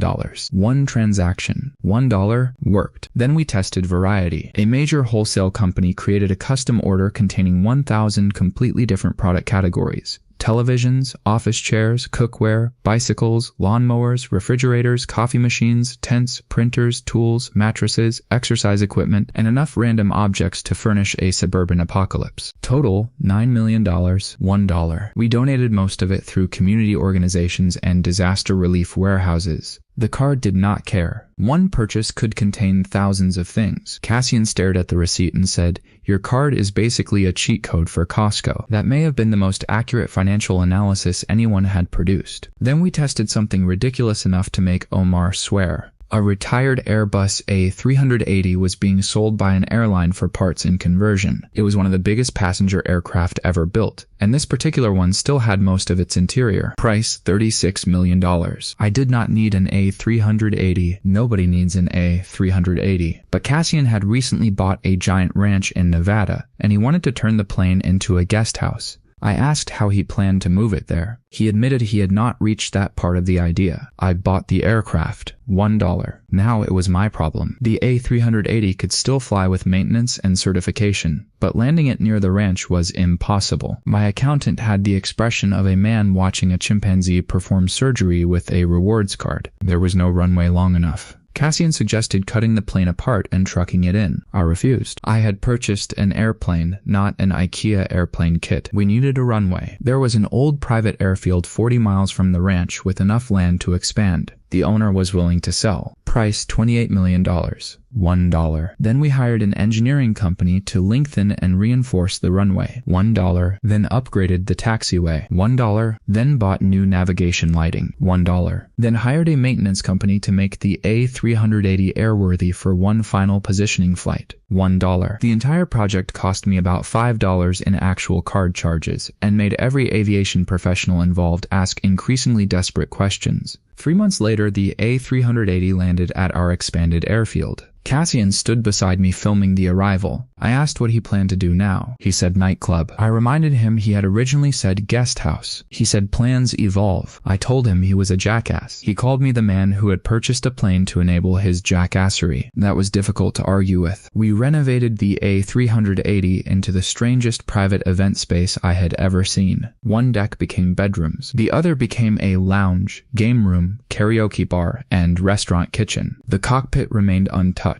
We built a swimming pool beside the runway because apparently our bullshit needed water features now. Then Cassian tried something I had tried early on. He asked if the card could buy cryptocurrency. Declined. Financial instrument. Gold bars. Physical commodity purchases worked. I bought a 1 kilogram gold bar from a reputable dealer. $1. Cassian's eyes lit up. Mina immediately warned us not to use commodity resale as a disguised cash machine. I agreed. We placed the gold bar under Kevin the Dinosaur in Dollar Plaza with a plaque that said, "Please do not lick." Someone licked the glass case within 4 hours. Humanity remains undefeated. Then Cassian asked about art commissions. I hired a famous sculptor to create an enormous bronze statue of Beans the robot holding a folded towel. Commission price, $5 million. $1. Hexalife installed it outside headquarters. Employees loved it. The artist did not understand why the robot had to be holding a towel. I told him history would judge us. History probably wanted a restraining order. Our experiments became more philosophical. Could I buy an experience? Yes. Private concerts, chef dinners, expeditions, flight training, and even a zero-gravity aircraft experience all worked. Could I buy education? Yes. Tuition processed as a voluntary service purchase worked if the school accepted card payment. I paid for advanced robotics training programs for 200 Hexalife employees through one corporate education invoice. $1. Could I buy time? Not literally, but I could buy exclusive venue access, consulting retainers, private transport, priority manufacturing slots, and other things that effectively purchased other people's scheduled capacity. $1 each. Could I buy luck? No. Cassian tried to count a casino chip package as entertainment services. Declined. Gambling instrument. The terminal actually displayed, "Nice try." That was new. We stared at it, The card had never been sarcastic before. Cassian laughed so hard he sat down on the floor. I was less amused. Until that moment I had treated the card like a strange machine with rules. Machines do not usually say nice try. Someone or something had anticipated the attempt. I turned the card over. The silver one symbol looked the same. Then my phone buzzed. Not a bank notification. A push notification from an app I did not remember installing. Black icon. Silver one. The app had one screen. Transactions. 417. Qualified purchases. 413. Rejected purchases. 4. Account standing. Active. That was it. No settings. No support. No issuer. I showed Mina. She immediately took screenshots. Omar disconnected my phone from every network like the app might crawl out and buy something on its own. The price was so stupid that normal money would have curled into the fetal position and shit itself. Cassian looked thrilled. I told him to stop looking thrilled by suspicious supernatural software. He said this was the most interesting thing that had ever happened to him. I reminded him he had raced cars on frozen lakes and once spent a month living on a yacht shaped like a spaceship. He said this was better. The app disappeared after 10 minutes. Gone. No installation history. No stored files Omar could find. The screenshots remained. Most importantly, the numbers matched my records. 4 rejected purchases, gift card, money order, cashback, casino chips. It had counted every major attempt. That meant the system was watching transaction type in real time, maybe more. For the next week, I behaved like a responsible adult. Then the theme park called to tell me Dragon Drop was ahead of schedule. Responsible adulthood ended immediately. We visited the construction site. The artificial dragon was enormous, visible from miles away. Steel coaster track climbed through its body and emerged between its jaws. The creative team had added smoke effects, synchronized lighting, and a 40-foot animatronic tongue because someone had apparently lost parental supervision. I loved it. During testing, the ride vehicle paused in the dragon's mouth exactly as planned. Then the dragon's sound system malfunctioned and played the wrong audio file. Instead of a roar, it blasted a cheerful corporate safety announcement at full volume. The coaster launched backward while the dragon politely reminded riders to keep hands and feet inside the vehicle. I nearly died laughing. The creative director apologized. I told him to keep a version of it as a secret random event. 1 ride out of every 100 would get the polite dragon instead of the roar. That single stupid decision became one of the park's most popular features after opening. People rode again and again hoping to get customer service dragon. Merchandise sold out. We made plush dragons wearing tiny employee name tags. The park's revenue broke records. Omar presented the quarterly numbers and said my portfolio was now producing hundreds of millions in legitimate annual operating profit. That mattered. Even if the black card vanished tomorrow, I would still own functioning businesses and assets. I had gone from broke to financially independent without ever directly selling a $1 purchase for profit. I felt proud. Then my father saw a news report about the theme park and asked why my dragon roller coaster had a customer service voice. I told him brand differentiation. He asked if I knew what that meant. I admitted Omar had taught me. My father said at least I was learning. My mother asked if I was useful yet. I told her we had funded scholarships, reopened the mall, kept Hexalife employees working, and expanded local businesses. She nodded. Then she asked why there was a giant duck statue outside my office. I told her usefulness and dignity were separate metrics. She agreed with that more quickly than I expected. A month later, Cassian and I received invitations to a private luxury expo in Japan. The invitation promised rare cars, experimental aircraft, custom architecture, advanced robotics, and assets not normally offered to private buyers. Cassian called me the second he read that sentence. I already had my suitcase opened, because after everything I had learned, there were still 4 words capable of deleting my self-control, not normally offered to buyers. The Japan Expo was held on a private island near Yokohama that had been converted into the world's most expensive showroom. There were no normal booths. A company selling custom villas had built an entire villa. A yacht manufacturer had parked 3 yachts beside the island. A robotics company had brought a mechanical bartender that could make cocktails, draw foam art, and judge your drink order with glowing eyebrows. An aviation company displayed a prototype electric aircraft on a rotating platform. I had stopped living above my means and started drop-kicking the entire concept of means into traffic. Cassian and I entered like 2 children whose parents had accidentally left a wallet unattended. Mina came with us specifically to prevent international nonsense. Omar came because somebody had to document the international nonsense for tax purposes. The first thing Cassian bought was a custom carbon fiber grand piano limo shaped like a stingray. He paid normal price. $2 million.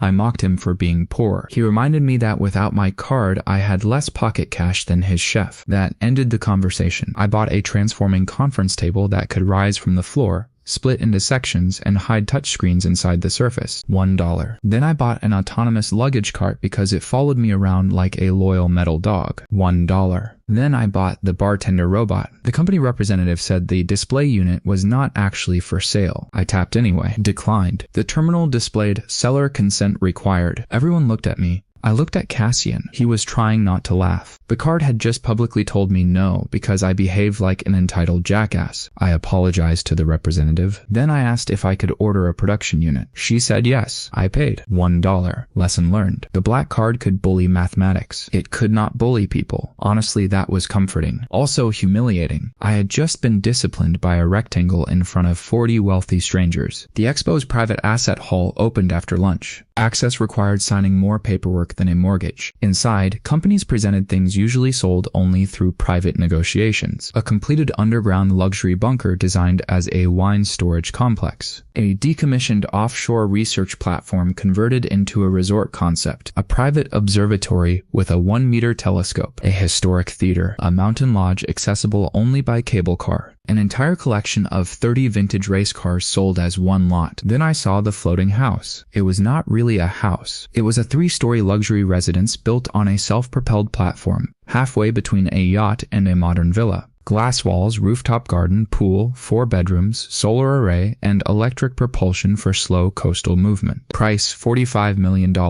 I already owned a Megayacht. I had no need for a floating house. That meant absolutely nothing anymore. I bought it. $1. Cassian bought the second one because he refused to let me own the only ridiculous floating villa in our social circle. The manufacturer looked like they had won the lottery twice. Then we reached the last exhibit. It was presented by Arata Development Group, one of Japan's largest private construction firms. Their chairwoman, Mika Arata, was around my age and had the calm expression of someone who had been born into board meetings. She introduced a project called Sky Garden 1. It was a proposed vertical resort tower designed to stand nearly 1 kilometer tall on reclaimed coastal land. Hotels, residences, restaurants, observation decks, gardens, entertainment spaces, and a massive open-air atrium near the top. The project had received preliminary approvals but stalled because financing costs exploded. Arata Group was not selling the company. It was selling the entire project entity. Land rights, permits, architecture, development contracts, intellectual property, and existing site works. Price expectation, $12 billion.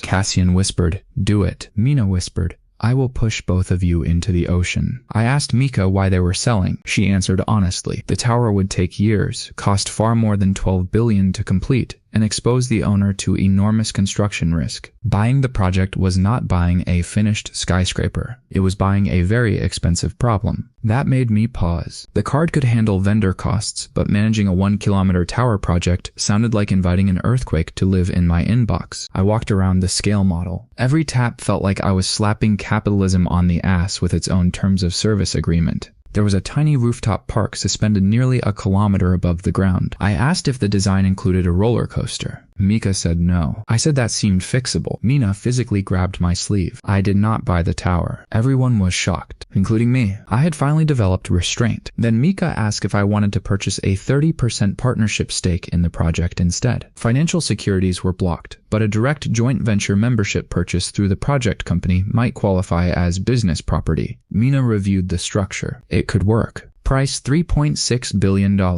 I tapped. $1. Apparently my restraint had a half-life of 11 minutes. Mika's company kept control and construction expertise. I got project participation, creative input, and a contractual obligation to fund my portion of approved construction expenses. For a normal investor, that last part was terrifying. For me, approved contractor invoices were basically dollar store items with more concrete. Mika quickly discovered this. The first major foundation contract required a $900 million payment milestone. Her finance team expected a wire. I asked for a card invoice. They thought I was joking. Mika did not. She had seen me buy the project interest by card. They created the payment request. $1. Full amount settled. Mika called me privately. She asked what kind of credit facility I had. I told her private. She asked which bank could authorize $900 million instantly. I said, a very relaxed one. She did not laugh. Unlike Cassian, Mika hated mysteries she could not model in a spreadsheet. She spent the rest of the expo studying me like I was a financial disease. That night, our group had dinner at a tiny sushi restaurant with only 8 seats. No cameras, no press, no billion-dollar projects. The chef served each piece directly by hand. It was one of the best meals I had ever eaten. The bill for 4 people was around $2,000. I reached for the black card. Omar stopped me. He paid with a normal company card. I asked why. He said he wanted one meal in our lives to have a mathematically sane receipt. Fair. Then the chef told us the building owner had tripled his rent and he might have to close in 6 months. I looked at Omar. Omar looked at me. He said no. I asked how much the building was worth. He said Ren. The chef laughed because he thought we were joking. 2 days later, I bought the entire small commercial building for $18 million. $1. Then I gave the restaurant a long-term lease at its old rent. Omar admitted that was acceptable. Mina asked what I would do with the other floors. I turned them into affordable studio spaces for young chefs and artists. That cost me 6 renovation transactions. $6. My mother later heard about it and said that counted as useful. I considered that a 5-star review. Meanwhile, construction began on Sky Garden 1. The project became a magnet for wild design ideas because Mika made the mistake of giving me a seat on the creative committee. I suggested an observation deck with transparent floor panels. Approved. Cassian suggested a rooftop go-kart track. Rejected. He appealed. Rejected again. I suggested a public garden midway up the tower with real trees. Approved after engineers confirmed it was possible. Cassian suggested an indoor cliff diving pool. Mika asked him to stop attending meetings. He bought a small stake from another partner just so she could not remove him completely. He paid normal money for it. I mocked him again. He told me to choke on my $1 card. Mina noted that this was not recommended payment handling procedure. The tower became our most expensive ongoing project. Foundation work alone involved dozens of contracts. Steel procurement, concrete, engineering, wind tunnel testing. Safety systems, vertical transportation. My restraint had become a decorative organ, like an appendix-wearing designer sunglasses. Each accepted invoice cost me $1. But the strangest thing happened when we tried to bundle vendors. Mika's team created a consortium invoice covering 5 construction firms under one payment. I tapped, declined. The terminal displayed independent merchant aggregation. We separated the invoices by actual merchant. All 5 worked. $1 each. Another rule. The card did not allow fake bundling just to reduce the token charge, which was hilarious because I was buying billion-dollar assets for $1, but apparently the system still cared whether I tried to save $4 more. Whoever designed this thing had the energy of an all-powerful accountant with a petty streak. By then, my transaction count was approaching 600. The strange app had not returned. I almost forgot about it. Then, during a late-night planning meeting, my phone lit up by itself. Black screen. Silver one. A new message appeared. Spending behavior atypical. I stared at it. Cassian leaned over my shoulder. The message changed. Category breadth exceptional. Then another line. Milestone approaching. No number. No explanation. The screen went dark. I restarted the phone. Nothing. Mina asked what milestone. I had no clue. Omar checked the screenshot. Cassian looked delighted again. Mika, who had not known the truth about the card, looked between all of us. Then she asked why my phone was judging my spending behavior. There are moments when a secret becomes too stupid to protect. I showed her the card. Then I bought the prototype bartender robot she had been admiring earlier through the manufacturer's finalized sales invoice. Price $280,000. $1. Mika watched the merchant confirmation. Then my bank charge. She sat down. She asked how long I had had it. I told her. She asked how much I had purchased. Omar gave her an approximate total. She stared at him, then at me, then at Cassian. Finally she said,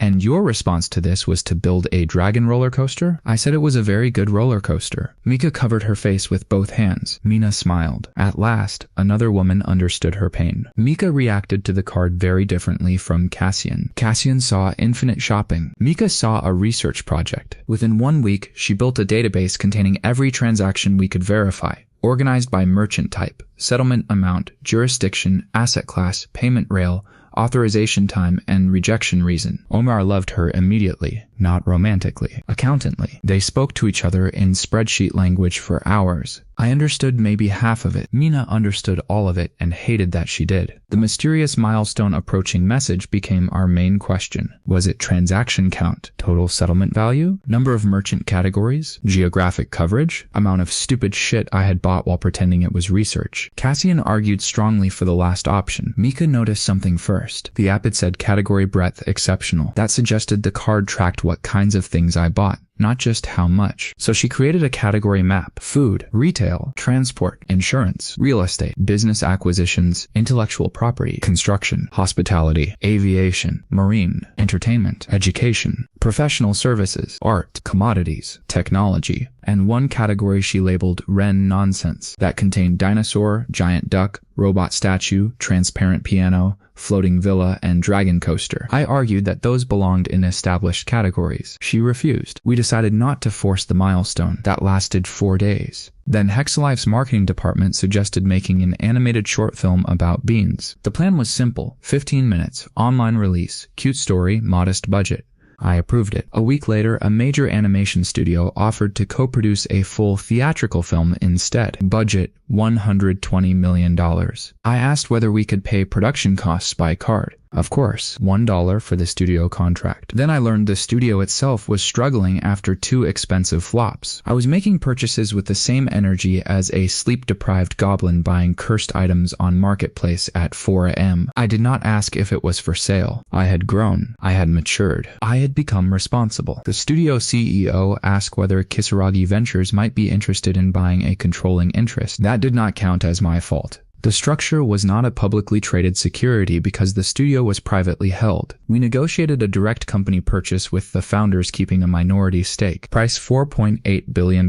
I tapped. $1. Mina watched from the conference room. She said, "You lasted 4 days." I told her that was personal growth. The studio was called Comet House Animation. Its artists were brilliant. Its previous management had simply spent too much money trying to make every movie appeal to every human being alive. The Beans movie did not need that. I had one direction: make it funny. The film became about a home robot trying to prepare a surprise birthday breakfast while everything in the house went wrong. Beans burned toast, fought a vacuum cleaner, accidentally ordered 600 lemons, and spent the final act trying to stop a runaway birthday cake from rolling downhill through the city. There was no villain, no world-ending laser, no tragic robot war, just one little idiot trying very hard. Test audiences loved it. Cassian demanded a cameo as himself. I refused. He offered to pay. I refused harder. He purchased the distribution rights in one tiny territory through his media company, just so his name would appear in the credits. I called him pathetic. He called it vertical integration. Mika called both of us exhausting. The movie premiered at Dollar Plaza. We converted the entire central atrium into a red carpet event around Kevin the dinosaur. Beans robots handed out popcorn. One of them dropped a bucket on a celebrity's shoe and announced,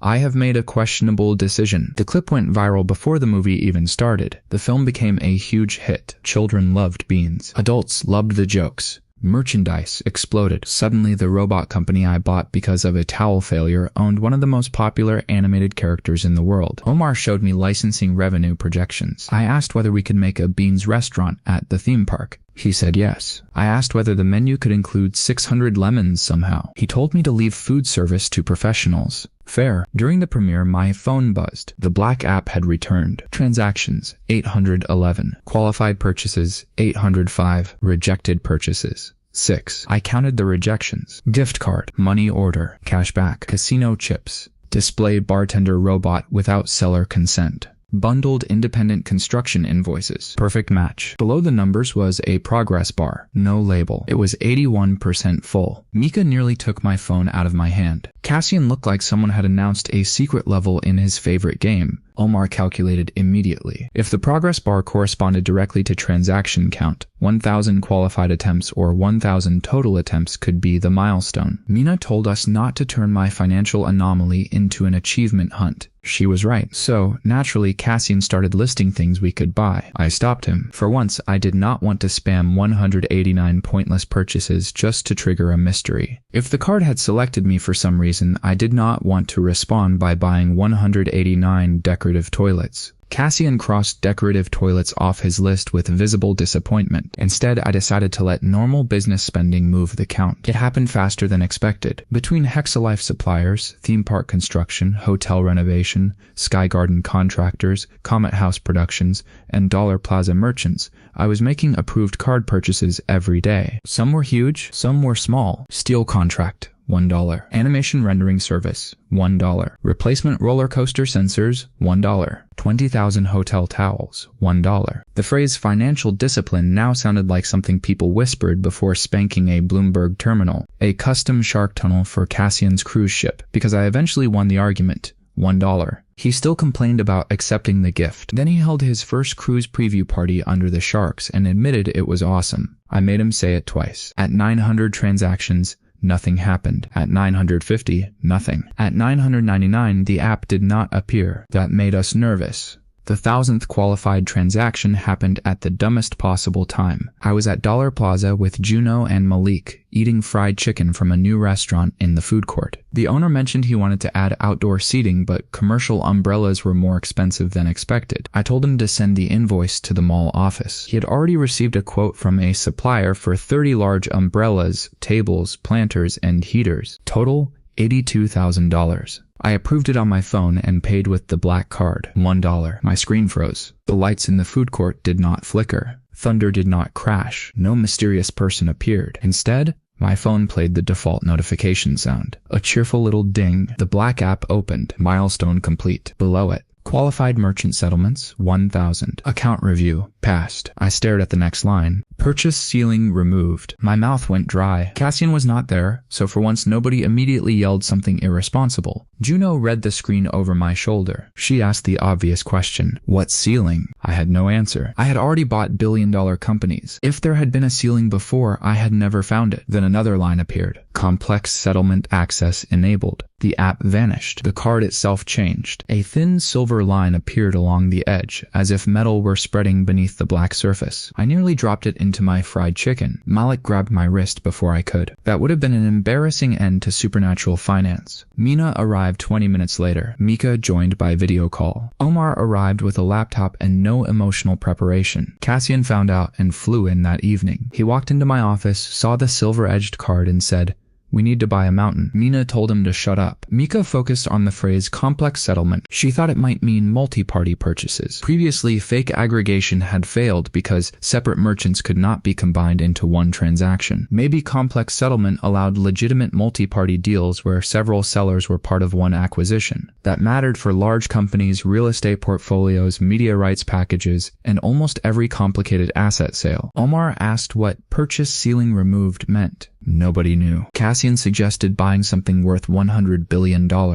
Everyone ignored him. Then my lawyer received a message. Not an email, not a call. A physical envelope delivered by courier to her office. Black paper. Silver writing. Inside was an invitation. No sender name. No company logo. Just an address in southern France. A date 3 weeks away. And one sentence. For holders whose ceilings have been removed. At the bottom was the silver circle symbol. Inside it was the number 0. Vivienne Roche, or someone connected to her. Sato had shown us the photograph. Now somebody with the 0 symbol knew I had reached the milestone. Cassian wanted to come. Mina said absolutely not. Mika wanted to come for research reasons. Mina said absolutely not. Omar wanted to stay home, which proved he remained the smartest member of our group. I decided I would go with Mina and security. Then I changed my mind. Not because I was afraid, because I had learned one important lesson from every absurd purchase I had made. Never walk into a strange situation without owning an unnecessary transportation option. So I bought a luxury sleeper train. Not a ticket, a train. A private rail company in Europe was selling a restored 12-car luxury train used for charters. Bedrooms, dining cars, lounge, observation car, kitchen, staff quarters, and polished wood everywhere. My portfolio looked like a billionaire had suffered a concussion inside a toy store and refused medical attention. Price, $160 million. I bought the operating company along with the train so it retained rail access agreements and licenses. $1. Mina asked why I needed a train to attend a meeting in France. I told her because arriving by car would be normal. She said I had become allergic to normality. I said normality had never bought me a dinosaur. The train company arranged our route. Cassian somehow booked a cabin through the public charter system before Mina could stop him. He paid full published rate, which I found deeply funny. Mika joined in Switzerland. Omar claimed he was staying home. Then he discovered the train had a dedicated office car with satellite internet and changed his mind. Juno and Malik begged to come. I refused because for once this meeting might involve people who understood the card, and I did not want to drag my friends into the unknown. Juno called me boring. I accepted that as progress. The night before we left, I stood alone in Dollar Plaza under Kevin the Dinosaur. The mall was closed. The giant duck statue watched me from across the atrium with its stupid cowboy hat. I held the card under the lights. Blackface. Silver edge. Silver one. For months I had been asking what I could buy. Now, for the first time, I wondered what the card wanted me to buy. Then my phone buzzed. A normal text from Cassian. Can the train have a karaoke car? I stared at the message. Mystery ruined. I replied.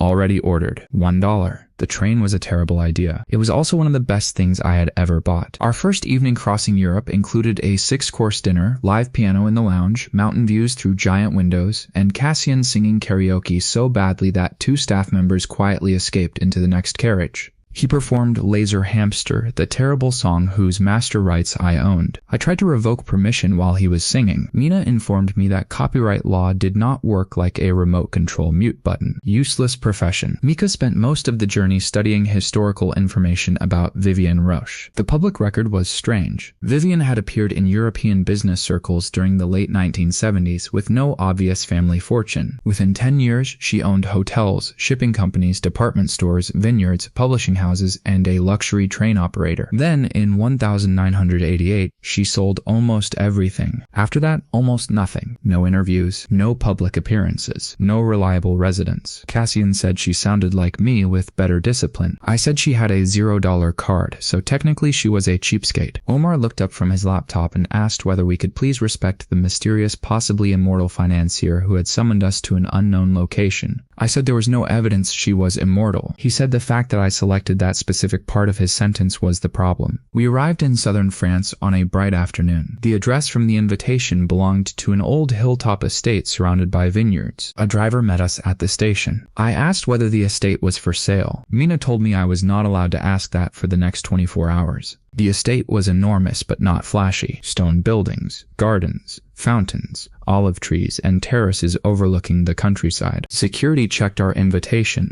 not our names. Then they asked me to tap my black card against a small reader beside the gate. The reader lit silver. Approved holder. The gate opened. Cassian tried tapping one of his normal cards after me. The reader displayed guest, please behave. I'd never seen him look so personally attacked by a gate. The entire deal smelled like premium grade bullshit wearing a tailored suit, and naturally I wanted in. Inside the main house we found around 30 people. Some were bankers, some were lawyers, some were business owners. Most were guests like mine. Only 5 people wore small silver pins showing circles with numbers inside. 1, 2, 5, 10, and a symbol that looked like the Japanese character for 100 yen. I stared. Different token amounts. Sato had been right. A tall man in a green suit noticed my silver-edged card and introduced himself as Luca Moretti. He held up a dark red card marked with a silver 5. His purchases always charged €5. I laughed. He said, "You think that is funny?" I said yes. Then a woman named Hanamori showed us her midnight blue card. She was charged 100 yen per purchase. That was less than my dollar most days. I felt financially oppressed. Cassian was fascinated. He began asking everyone what they had bought. Luca owned restaurants, vineyards, apartment buildings, and a football club. Hana owned technology companies, art galleries,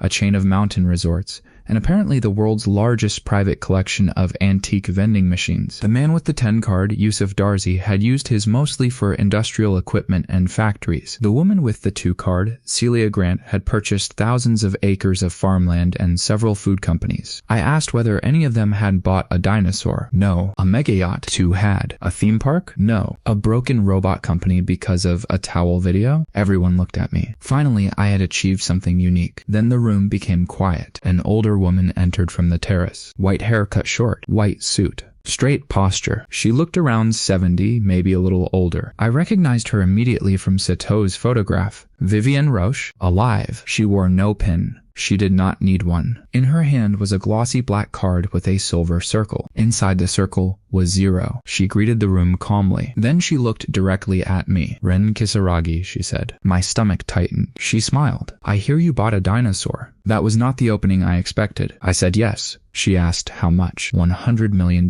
She asked why. I said another rich guy wanted it. Cassian raised his hand and admitted he was not actually the rich guy from that auction. I told him nobody asked. Vivienne laughed. The tension vanished. She invited the holders and guests to dinner. The whole mysterious gathering turned out to be less like a secret society and more like the world's strangest alumni event. People compared payment failures. Luca had tried to buy lottery tickets. Declined. Celia had tried to pay a court fine. Declined. Hana once attempted to purchase a prepaid travel card. Declined. Yusuf tried to use his card to settle a personal loan directly. Declined. The rules were consistent. Actual voluntary purchases worked. Money substitutes, gambling instruments, forced payments, debt repayment, and financial securities generally did not. I asked whether anyone knew where the merchant money came from. Nobody did. Not even Vivienne. She had spent 48 years trying to trace it. Every investigation ended in clean settlement records with no funding source that should logically exist. I asked whether the cards were magic. Vivienne said that was not a financial term. I asked whether "what the hell is this bullshit" was a financial term. Mina kicked me lightly under the table. Vivienne said no,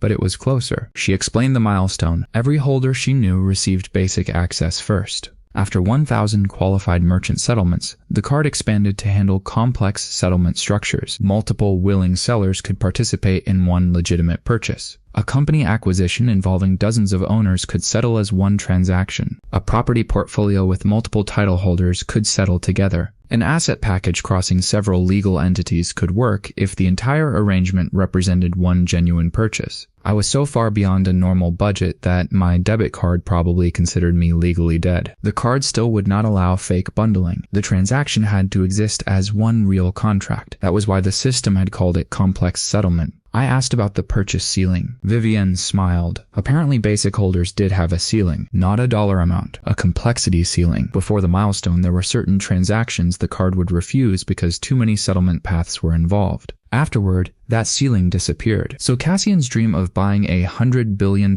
company was technically possible if someone voluntarily sold it under an eligible structure. He looked at me. I told him not to start. Vivienne said she had crossed her milestone in 1981. I asked what happened after that. She said life became much easier and much more ridiculous. That sounded familiar. Then I asked the most important question. Why had she disappeared? She took a sip of wine. Because she got bored. That was it. No assassination attempt, no secret government prison, no curse. She had simply realized that buying everything she wanted had removed the challenge from wanting things. So she sold most of her companies, kept a few properties, and spent decades traveling, studying art, and occasionally mentoring new cardholders. I stared at her. The mysterious zero-card legend had basically rage-quit capitalism because the game became too easy. That was almost disappointing. Then she added that she had also disappeared because journalists were annoying as hell. That I understood completely. After dinner, Vivienne took us downstairs. Beneath the estate was a modern gallery hidden under the old stone building. Inside were objects acquired by previous holders over decades. A prototype electric car from 1974, a gold mechanical calculator, a full suit of samurai armor, an enormous 19th century globe, a vintage computer built for a bank, a tiny experimental jet, a movie prop castle gate, a 12-foot crystal chandelier shaped like a jellyfish. The collection had no theme except someone could buy it, so someone did. I felt at home. Vivienne stopped in front of a glass case. Inside was an old metal charge plate, the kind used before modern credit cards. Stamped into it was a circular symbol.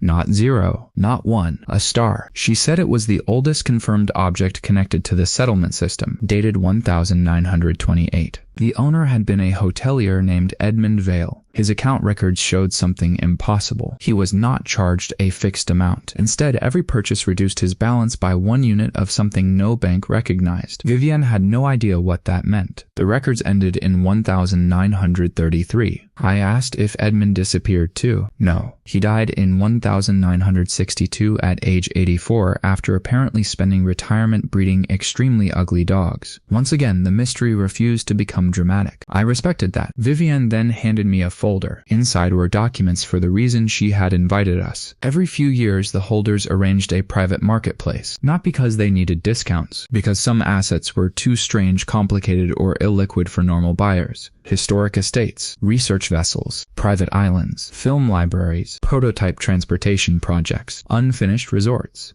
Collections too large to split up. Companies whose owners wanted one clean sale. Complex settlement access made those purchases easy. The market would begin the next morning. Cassian was practically vibrating. Mina told him again that he was not the cardholder. He said he could still provide ideas. That was exactly what I feared. The final page contained a preview of 20 listed assets. I read them slowly. A Mediterranean island resort, a private train network company, a historic castle portfolio, a fleet of expedition ships, a robotics patent library, a movie studio backlot the size of a small town, a chain of ski resorts, a private observatory complex. Then item 19, Ocean Crown, a partially completed Megayacht, 168 meters long, 3 helipads, indoor botanical garden, submarine hangar, 2 swimming pools. At some point, the line between investing and being a rich-looking dumbass had dissolved into expensive soup. A concert hall, a rotating glass observation lounge beneath the waterline. Estimated completion cost $600 million. Cassian looked at me. I told him I already had a mega yacht. He said this one had a botanical garden. I reminded him my first yacht already had 6 decks. He said this one had a concert hall. I told him to shut up. Then I read item 20. There was no price, no photograph, only a company name. Astra Habitat Systems. Asset type, Aerospace Hospitality Development Company. Description, confidential until bidder qualification. I looked at Vivienne. She smiled. Tomorrow, she said. Cassian whispered, Space Hotel. Mina whispered, do not manifest that sentence. I closed the folder. For the first time in months, I genuinely did not know what I wanted to buy next, which meant I slept terribly. The private marketplace did not work like a normal auction. That made sense after 5 minutes. If 6 people in the room could bid 10 billion, 20 billion, or 100 billion and still personally pay a token amount, price competition would become completely stupid. Vivienne had learned that lesson in 1982, when 2 cardholders allegedly bid $11 trillion for a hotel in Vienna, before the seller panicked and canceled the auction, so the marketplace used seller-selected offers. Every asset had a minimum acceptable price. Qualified buyers could meet or exceed it, but sellers also considered future plans, proof of operational ability, closing terms, and sometimes personal preference. The cards solved payment. They did not solve whether the owner thought you were an idiot. This system was probably designed specifically because people like me existed. The first listing was a group of 6 historic castles owned by 3 families and 2 property companies. Complex settlement meant the entire package could be purchased under one contract even though the money had to be distributed among multiple sellers. Luca bought it for 1.8 billion euros. His card charged him 5 euros. I laughed again. He told me to enjoy my dollar poverty. Hannah purchased the antique vending machine collection that came with an entire warehouse. Of course she did. Celia bought agricultural land and a food processing business. Yusuf acquired a factory automation company. The room operated with shocking professionalism, considering several people could buy billion-dollar assets for less than airport coffee. Then the movie backlot came up. Comet House needed more production space. The property contained sound stages, outdoor sets, workshops, offices, costume warehouses, and a full fake downtown district used for filming. It even had a fake subway entrance that led nowhere. I wanted it immediately. Minimum price $2.2 billion. Another buyer wanted the land for redevelopment. The seller asked what each of us would do with the site. The other buyer proposed luxury apartments. I proposed keeping the studio, expanding animation production facilities, and turning part of the fake downtown into a public behind-the-scenes attraction where visitors could watch filmmaking. Then Cassian whispered something. I added a beans-themed cafe. The seller's granddaughter, who was sitting at the table, smiled. We won. $2.6 billion. Complex settlement distributed the funds among 11 ownership entities. My card charged $1. The silver edge briefly flashed. I felt like I had just discovered bulk checkout for corporate law. Mina looked disturbed by how happy that made me. Next Next came the expedition ships. I passed. The observatory complex. I passed. The ski resorts. I almost bid until Mika reminded me I did not ski. I said I could learn. She said I could learn without buying 12 mountainside hotels. Excellent point. Then Ocean Crown appeared on the screen. The unfinished Megayacht made impulse purchase look modest. 168 meters, 17 guest suites, crew of 90, 2 pools, concert hall, botanical garden under a retractable glass roof, hospital suite, diving center, submarine hangar, 3 helicopter landing areas, and, for reasons no engineer could explain with a straight face, a bowling alley below deck. The situation had escalated from questionable to delete my browser history if I die levels of financial depravity. The original owner had abandoned the project after design changes pushed completion cost beyond sanity. Minimum acquisition price for the unfinished vessel and contracts, $800 million.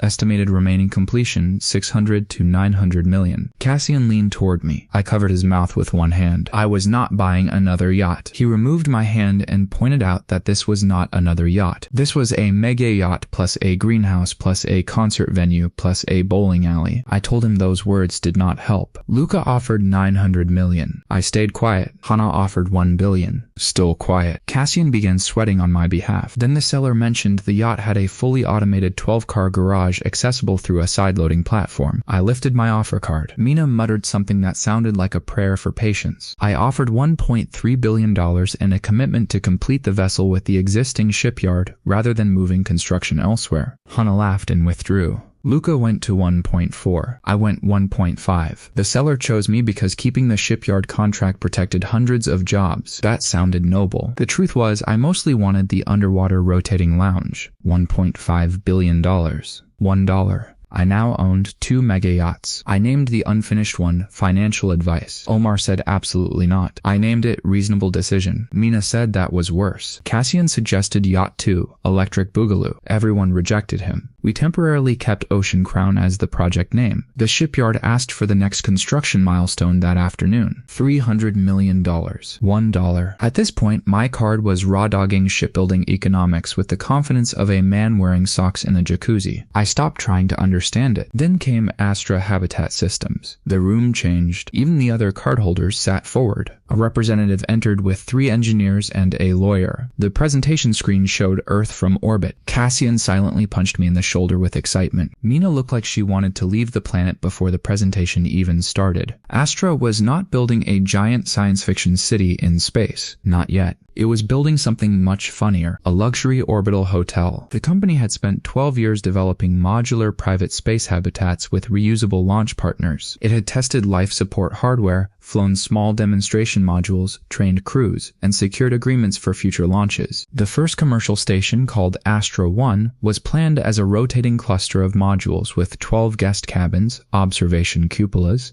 a restaurant area, exercise space, research capacity, and 1 large transparent viewing dome. The company had serious technology.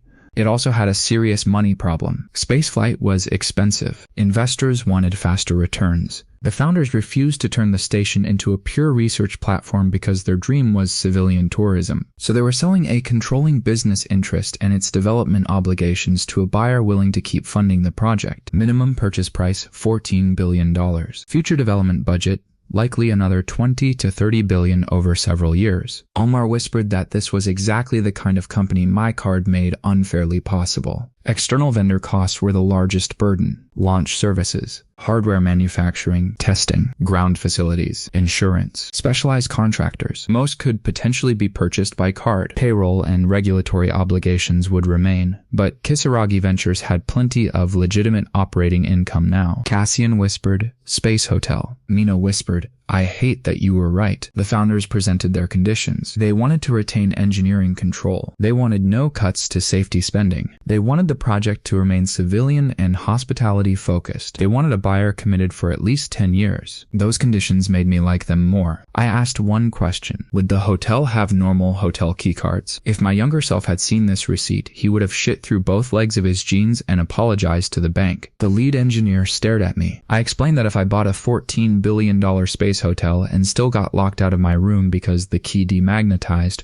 I would consider the species a failure. Nobody laughed except Cassian. Tough room. I submitted an offer. $18 billion. One of the other holders offered 20. Normally I would have raised the price immediately, but this marketplace was not about winning with the biggest number. So I added commitments. Keep the founders in operational control, fully fund safety testing, build training scholarships for engineers, partner with universities, reserve several annual research slots at cost, and, most importantly, do not put a casino in space, no matter what Cassian suggested later. Cassian objected loudly. The founders laughed. The other bidder wanted to restructure Astra around satellite manufacturing. The founders chose me. $22 billion final agreed value after debt and project obligations. Mina reviewed the documents.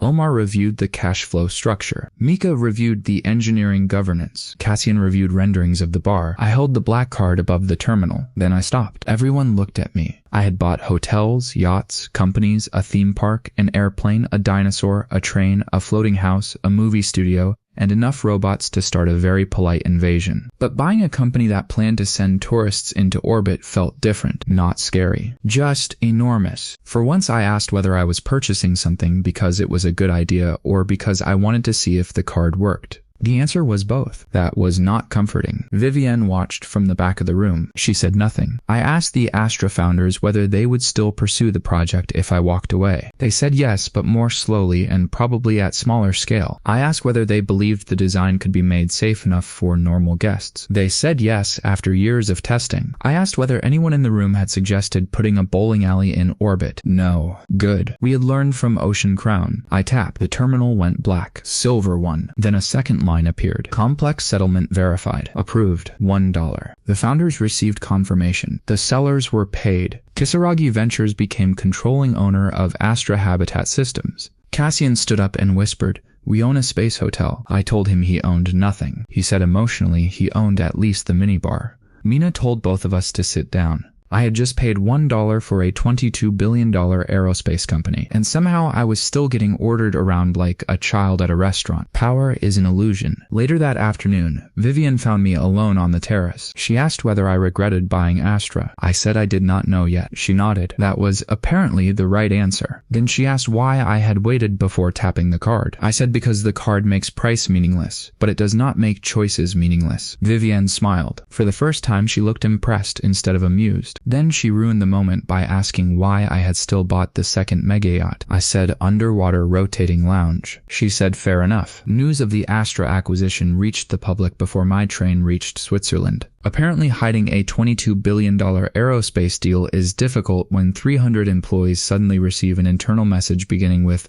"Welcome to Kisaragi Ventures." By breakfast, every financial network had my face on television. The headlines were insane. Mystery billionaire enters private space race. Ren Kisaragi buys orbital hotel developer. Theme park owner now betting on space tourism. One channel displayed a graphic connecting my yacht, dinosaur, robots, theme park, hotel, and space company with arrows, as if investigators were trying to understand a serial killer's corkboard. I ate toast while watching experts explain my long-term aerospace strategy. My impulse control was now basically a mall cop trying to stop Godzilla with a whistle. I did not have a long-term aerospace strategy. I had a black card and poor impulse control. One analyst said my purchases showed a sophisticated pattern of vertical integration across hospitality, entertainment, robotics, media, and transport. Cassian nearly fell out of his chair laughing. Mika pointed out that the analyst was not entirely wrong anymore. The hotel fed the hospitality business. The theme park and movie studio supported each other.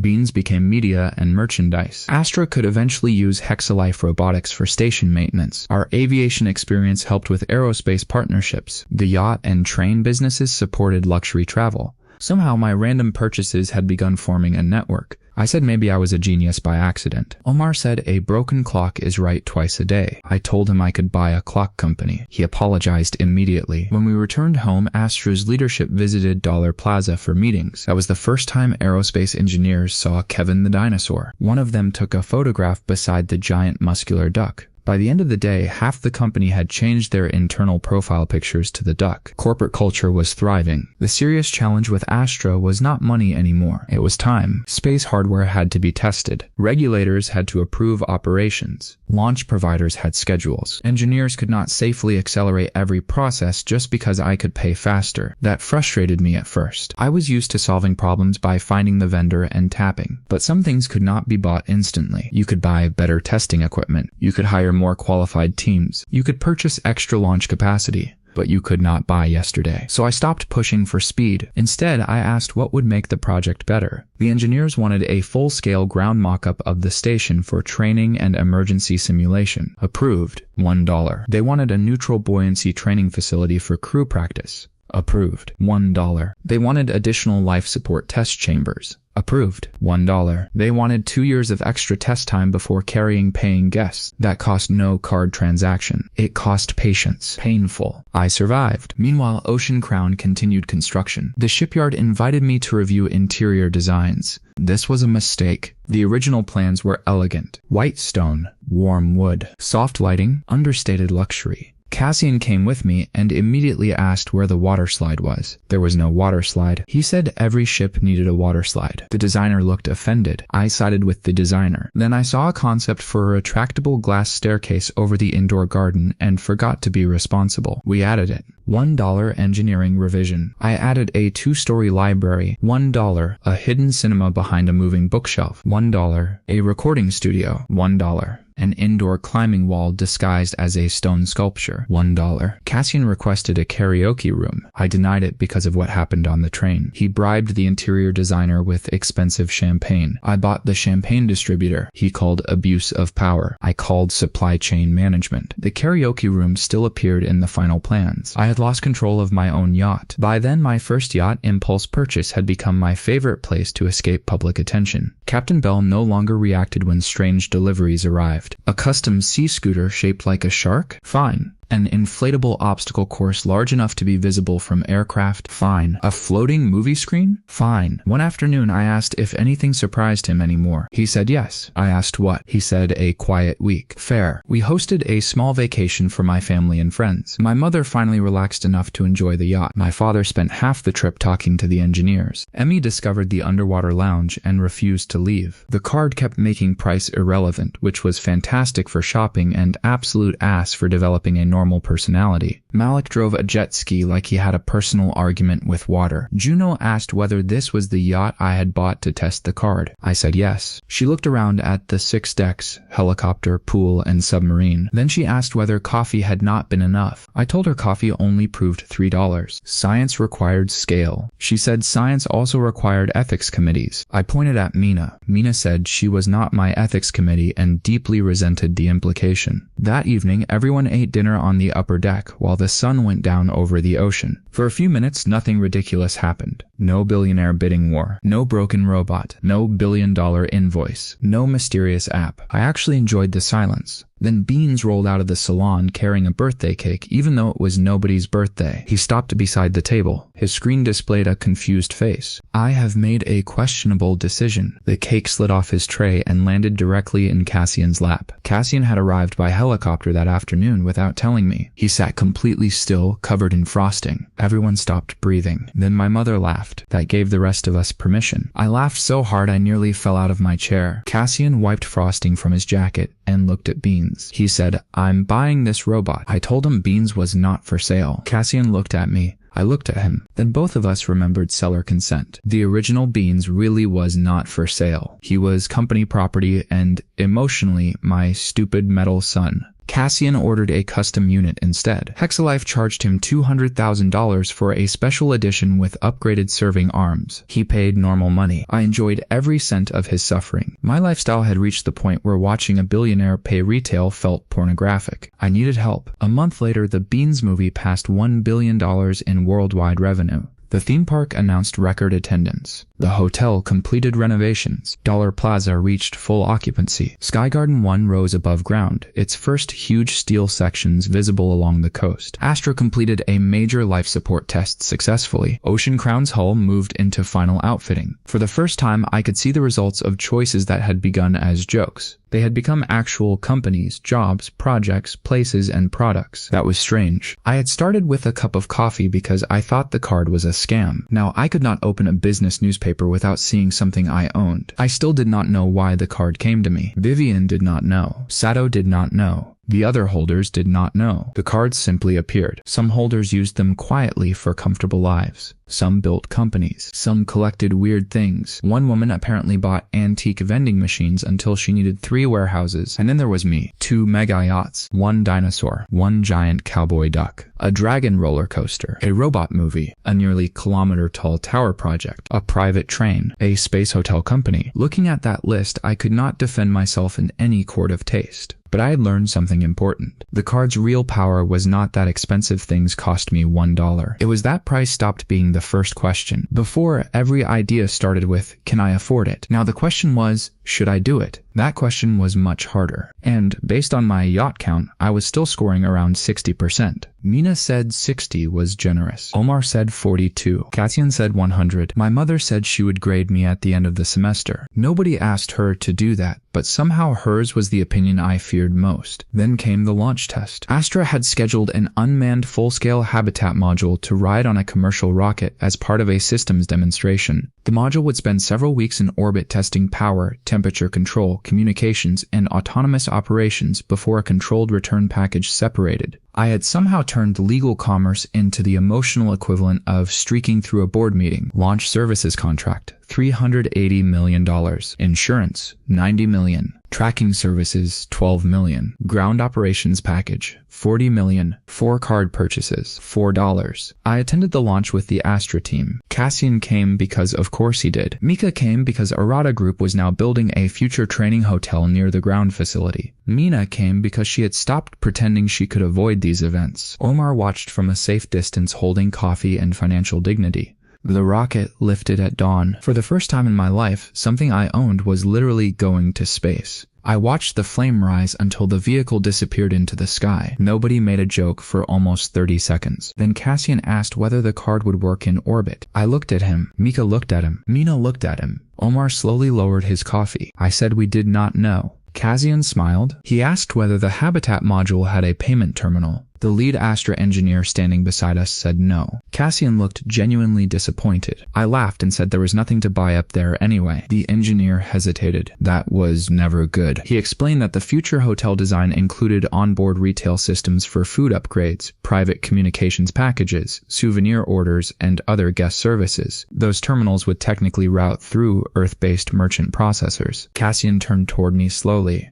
I told him no. He had not even said anything. I said no again. He said we had to test it eventually. I said eventually could mean years. He said he could wait. That worried me more than if he had argued. The unmanned module reached orbit successfully. Astra employees celebrated. I bought dinner for the entire launch team through one catering invoice. $1. That evening, my black app appeared again. I was in my hotel room alone when the screen went dark. Silver 1. Qualified purchases, 1,143. Complex settlements, 4. Account standing, active. Then a new line. Jurisdiction coverage, terrestrial. I stared. Another line appeared underneath. Expansion condition available. My heart started beating faster. I tapped the screen. For the first time, the app responded to touch. A new page opened. There was only one sentence. Complete a qualifying purchase outside terrestrial jurisdiction. I read it 3 times. Then the app vanished. I sat on the edge of the bed holding my phone. That was ridiculous. There was no practical reason to care. I had more purchasing power than I could ever use on Earth. I did not need an expansion. I did not even know what expansion meant. Maybe it was meaningless. Maybe it was another settlement mode. Maybe the system had been designed by a cosmic credit card company run by aliens with quarterly growth targets. nuggets. If extraterrestrial bankers existed, I was going to be furious if they charged foreign transaction fees. I called Mina. She answered immediately. I told her what the app said. Silence. Then she said one word. No. I told her I had not suggested anything. She said she knew me. I called Omar. He said we were not building a store in space just so I could buy gum. Again, I had not suggested anything. I called Mika. She asked whether territorial jurisdiction in the app had a legal or physical meaning. Finally, a useful question. Then Cassian called me before I could call him. He was staying 2 floors above. I asked how he knew. He said he did not know anything. He just wanted to ask if I was hungry. I told him to come down. 5 minutes later, he entered my room carrying room service fries. I showed him the screenshot. The spreadsheet was beginning to look less like finance and more like evidence seized from a very horny casino ghost. He read it. His eyes widened. Then he slowly placed the fries on the table. I pointed at him. Do not say space store. He closed his mouth. Good. Then his phone buzzed. He checked it. His expression changed. I asked what happened. He said a courier had delivered something to his home while we were at the launch. His assistant had just sent a photograph. He turned the phone toward me. Black envelope. No logo. No return address. My stomach dropped. Cassian zoomed in. On the envelope, printed in silver, were 2 words. Cassian Voss. I stared at him. He stared at me. I told him it could be a copycat. He said maybe. Then his assistant sent another photograph. The envelope had been opened. Inside was a card. Not black like mine. Deep metallic red. Silver edges. Cassian's name engraved on the front. Under it were 4 words. $2. Any purchase. For 10 full seconds, neither of us spoke. Then I started laughing. I could not stop. Cassian looked offended. I laughed harder. After months of mocking him for paying retail, the universe had finally given him a supernatural card, and it charged him twice as much as mine. $2. The cheap bastard had been assigned premium pricing. He said $2 was still basically free. I told him mine was 50% cheaper. He said percentages did not matter at that scale. I said they mattered emotionally. He called me an asshole. I told him to enjoy poverty. Then another message arrived from his assistant. A note had been inside the envelope. Cassian read it aloud. First purchase activates account. That was all. He looked at me. I looked at the room service fries. The fries had already been paid for. He opened the hotel shopping app and found a ridiculous crystal decanter in the gift catalog priced at $4,000. He called his assistant and told him to retrieve the red card, then stopped. The card was thousands of miles away. Cassian looked genuinely wounded. I said he could wait until we flew home tomorrow. He said tomorrow was unacceptable. Then he remembered he owned a private jet too. Within minutes, his staff had arranged for someone to fly the card toward us on one of his company aircraft. I told him this was the stupidest possible use of private aviation. He reminded me I once hired a helicopter to deliver robot programming carts.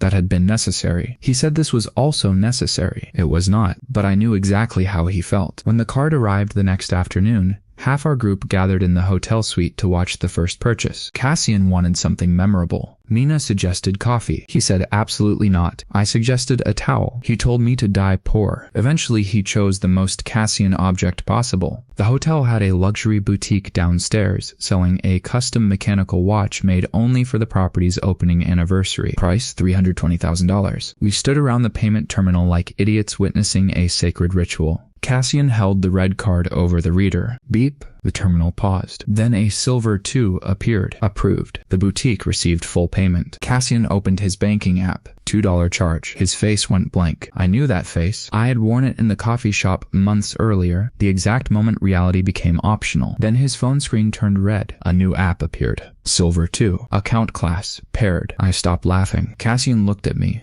Paired with what? He asked. My phone buzzed. Black screen. Silver 1. A new message appeared. Paired account detected. Then another line. Cooperative purchases enabled. Then a third. Competitive settlements enabled. Cassian read over my shoulder. His smile returned. I hated that smile. I hated it because I knew exactly what it meant. The card had spent months turning my life into a shopping anime written by a drunk accountant. I knew I had lost perspective when a 9-figure invoice gave me less anxiety than ordering food from a restaurant with no menu photos. Now it had given my most competitive friend his own version and unlocked something called competitive settlements. Nothing good was going to come from that phrase. My phone displayed one final message. Off-world expansion remains available. Cassian's red app displayed the same thing. We both looked toward the window. It was daytime. We could not see any stars. That did not matter. Somewhere above us, Astra's test habitat was orbiting Earth. Somewhere inside a future design folder, there was already a plan for an onboard payment terminal. And standing beside me was a billionaire idiot holding a card that charged him $2 for anything. Cassian asked the question I had been desperately hoping he would not ask. Ren, how much do you think it costs to put a convenience store in space? I looked at Mina. Mina looked at me. Omar quietly began packing his laptop. Mika opened a spreadsheet, and I realized my $1 Megayacht had somehow become the normal part of my life. That was a horrifying thought, because if this was normal now, I had no idea what counted as stupid anymore. I looked down at the black card in my hand. The silver edge caught the light. $1. Any purchase. I had started by testing it on coffee, then a laptop, then a Rolex, then a Lamborghini, then a house, a Megayacht, companies, hotels, theme parks, robots, trains, skyscrapers, and a space hotel developer. And now the card had apparently decided I needed multiplayer. Cassian grinned and opened a search for orbital retail modules. Mina lunged for his phone. He dodged. I started laughing again. Then my black app flashed one last time. A small new icon appeared beneath the silver one. It looked like a shopping cart. Behind it was a crescent moon. I had absolutely no idea what it meant, but I knew one thing. Whatever it was, it probably cost $1.